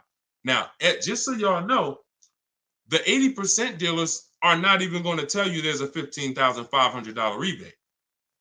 So don't think he was just looking at a bunch of offers and everyone had a $15,000 rebate. Some people tell you, okay, there's $7,500 in rebates. Some people tell you it's $2,000 in rebates. If you're sitting in front of them, what do they have to tell you that for if you don't have, you're not going to shop. The statistics show, unfortunately, average people are going to shop 2 dealers. That's statistics. That's something that we're trained on. 2 dealers. So if you're going to shop 2 dealers and you're going to shop like the average person, why the heck am I going to tell you there's a $15,000 rebate on this vehicle when you're sitting in front of me and we just negotiate? That's what you're going to get. So it's no way for you to predict where the bottom is. Look, it's no way. Look, this is Tiffany. Tiffany sent me this the other day. She used my book. She got a $44,000 CX90 Mazda 2024, $6,530 off. Look, you see it up at the top. Believe we got a good deal from what we learned from the rest of the book. This is a bid. Now, I'm going to tell you, I don't care how big the discount is. If it's from one dealer, that's not enough. Because again, the discount could look amazing. Wow, 7 grand off, 10 grand off, 15 grand off. Until you get the 5 offers minimum, what if the max was 20 off? What if the max was 25 off? I told you, I sold a Maybach when I was working for Mercedes-Benz. It had a $20,000 rebate. If a person was getting bids for the Maybach, they would have saw that they could probably save 30, 40 grand off a Maybach at that time when they were running a $20,000 rebate. But if they came in and the dealer said, all right, look, I'll give you 15 grand off. If they thought, okay, that sounds good. So you don't get to pick where the bottom is. No one does. And if you try that, you're going to lose every time. And you're going to lose by not getting to the bottom and by wondering. See, that buyer's remorse, that's wondering. Was that really the bottom? You think we could have got more money off? That's buyer's remorse. We never have that. I want you to never have that. And when you sit at home and you let these offers come to you and you look and you see 5, 6, 7 people bidding for your business, you'll never wonder. You'll never wonder again. That feeling of in your gut of, oh, I hope I'm not getting ripped off. Oh, I hope this is a good price. That's a thing of the past. You'll never have that. Okay? And you deserve not to ever have that. Stop shopping the old way. Okay? Go ahead, Dolan. Very common question, too. Yep, you did the work. This one's Nita from TikTok. Instagram, I don't see enough questions over here. Instagram, I see a couple of y'all on, but I don't see any questions. Can I oil you up? Okay, you got to get it. You always got some weirdos popping up. That's why I'm going to let Dolan pull in the questions. Sometimes I'll be reading and we get just good. All right, so Nita from TikTok. Should I be worrying about the cost of insurance when buying a car? I would look, insurance is insurance. I would use a site like Insurify or Jerry, the Jerry app. I would use a site that shops multiple companies. Insurify shops multiple companies. And some of the smaller companies that don't have the big budgets, some of you go to insurify.com tonight, you might save money. So you need to, and I'm not endorsed by Insurify right now. I just believe in the product. Look, I believe in anything that gets my favorite two words, multiple offers. Because that's how we buy everything else. That's how we buy TVs, that's how we buy electronics, that's how we buy groceries. You go in, you want some potato chips, you got 30, 40 companies competing. You got, spaghetti sauce, 10 different companies competing, trying to sell you. Oh, we're on sale this week. Blah, blah, blah. It's always multiple offers. So any tool that gets multiple offers, I love it. So Insurify.com or the Jerry app. Yeah, insurance is insurance. J Love, how's the market looking? Watch the earlier broadcast. We answered that. That was pretty much, I think that was the first question in the show. So you could go to YouTube, watch the rebroadcast, and you'll see the answer to that question. Go ahead, Dolan, shoot that next one out.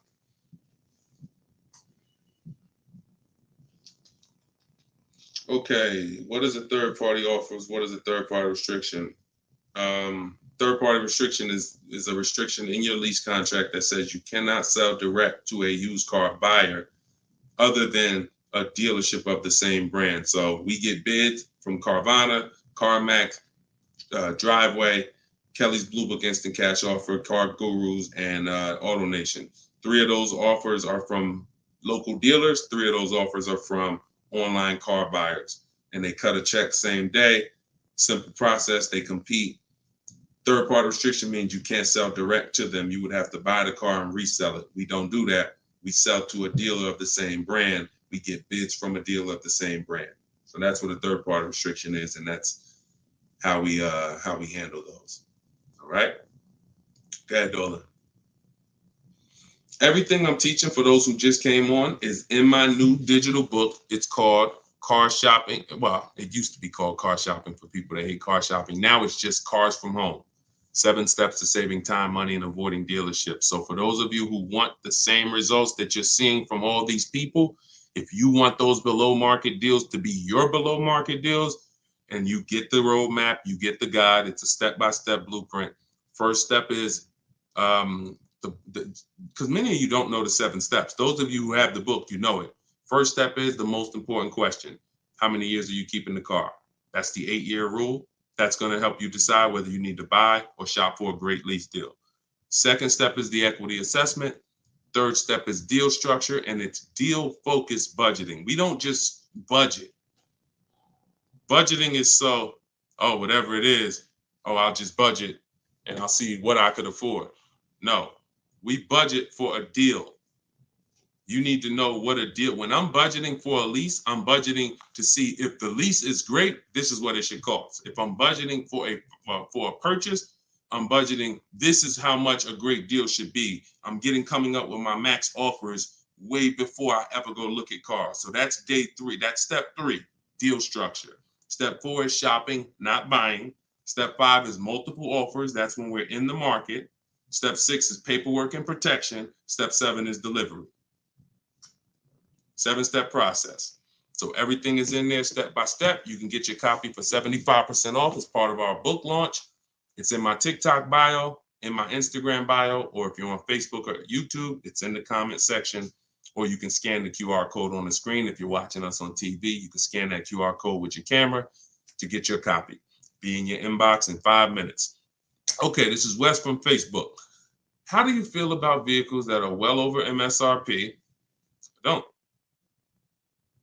See, I mean, if you guys can't see that you need help, because the language you're using is really desperate language.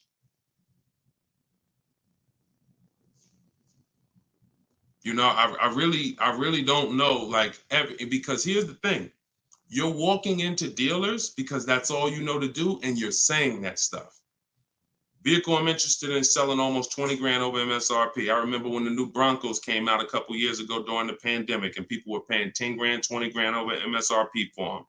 And when our first person got a Bronco with no markups, everyone who paid 10, 20 grand, 5 grand, 2 grand over at that time, money's out the window dealing with 80% dealers.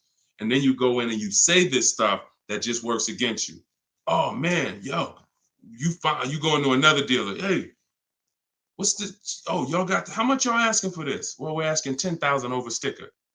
Oh, okay, that's better than the other deal. This other deal I was in, they was asking 20 grand over sticker. Negotiating against yourself. How you gonna turn around and ask me for money off when you just said that the price, because I'm 10 grand over, I'm good. Oh man, you only 5 grand over stickers. Man, you all right, this is good because the other one was 20 grand over sticker. Okay, so don't ask me nothing about my 5 at all. You interested? Because yeah, let's talk. What's the payment like doing this? All right, come on, have a seat here.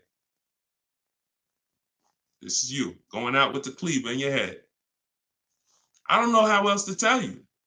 Like, sometimes I'm nice. I'm a nice guy. I wouldn't be doing this if I wasn't a nice guy. This is what God put me here to do. But I'm telling you, you're sheep to slaughter. If you don't learn this strategy, you are a sheep to slaughter, and every single time you buy cars, you're overspending by that. You go out right here. Now, if you get bids and you start to see, okay, man, I could get that car not only for this. We had somebody come on the show the other day, and she said, man, I got a brand new 2024 BMW X4M, the M. And she said, I got the bids. I got 4 grand off and another 3,000 for my military. I saved 7 grand. Bids sitting at home. Some people going in the BMW dealers paying 5 grand over sticker for the brand new, newly designed 2024 M. So,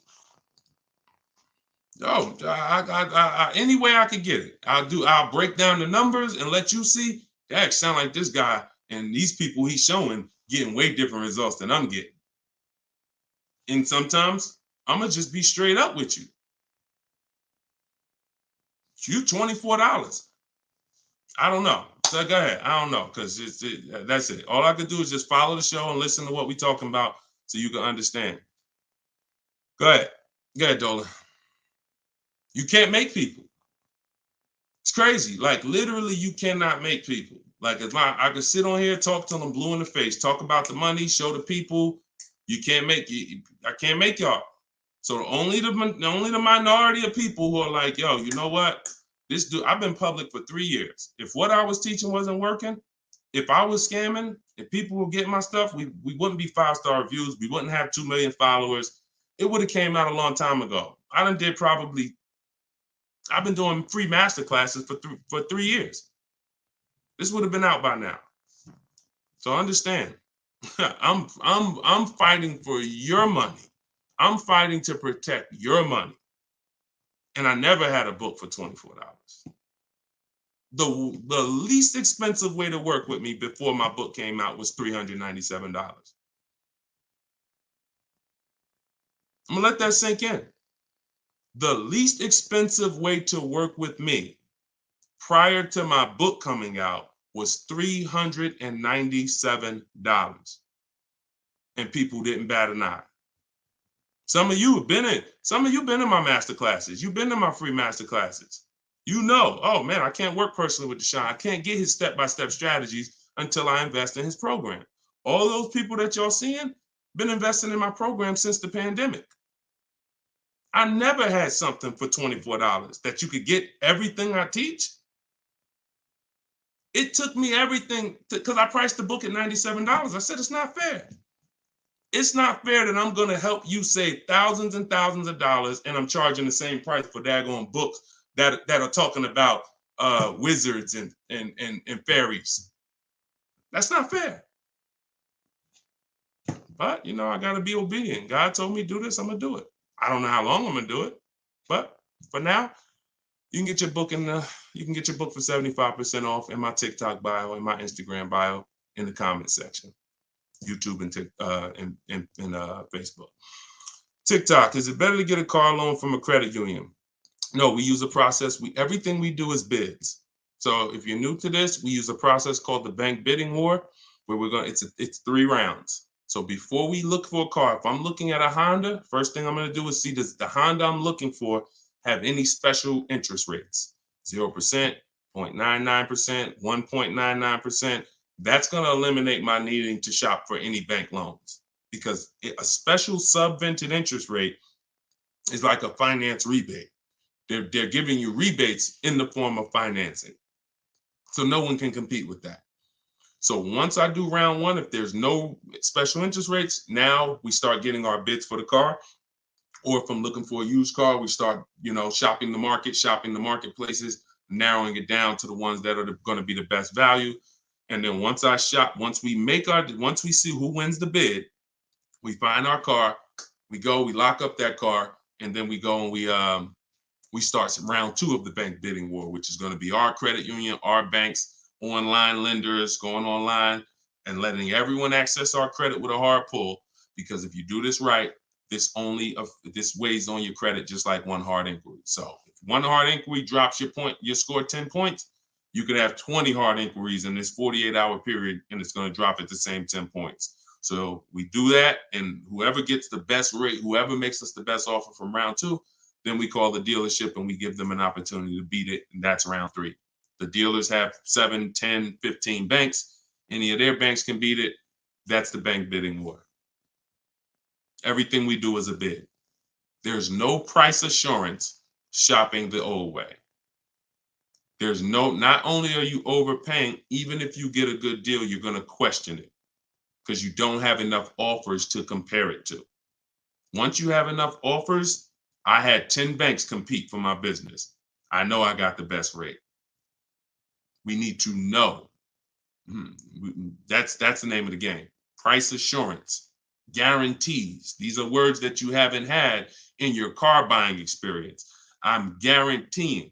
If I ask any of these people here that I showed you, Tiffany with the Mazda earlier, Sean with the $20,000 off his F-150, Charles with his Palisade lease. If I asked any of these people, if you said, hey, look, are you willing to bet me $500 that there was no better offer in the market that you could have got, they'll all take the bet. I'll take the bet. But if I asked you, and I took listen, what's the last car you bought? Okay, are you willing to bet $500 that there wasn't any lower offer in the market for that same car?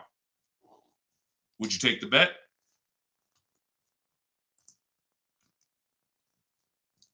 No price assurance. No price assurance. Price assurance only comes through multiple bids, multiple offers. All right. All right, y'all. I think we're going to wrap. Thank you, Nita. I'm glad you enjoyed that. We've been on for about an hour. This is our 7 p.m. show.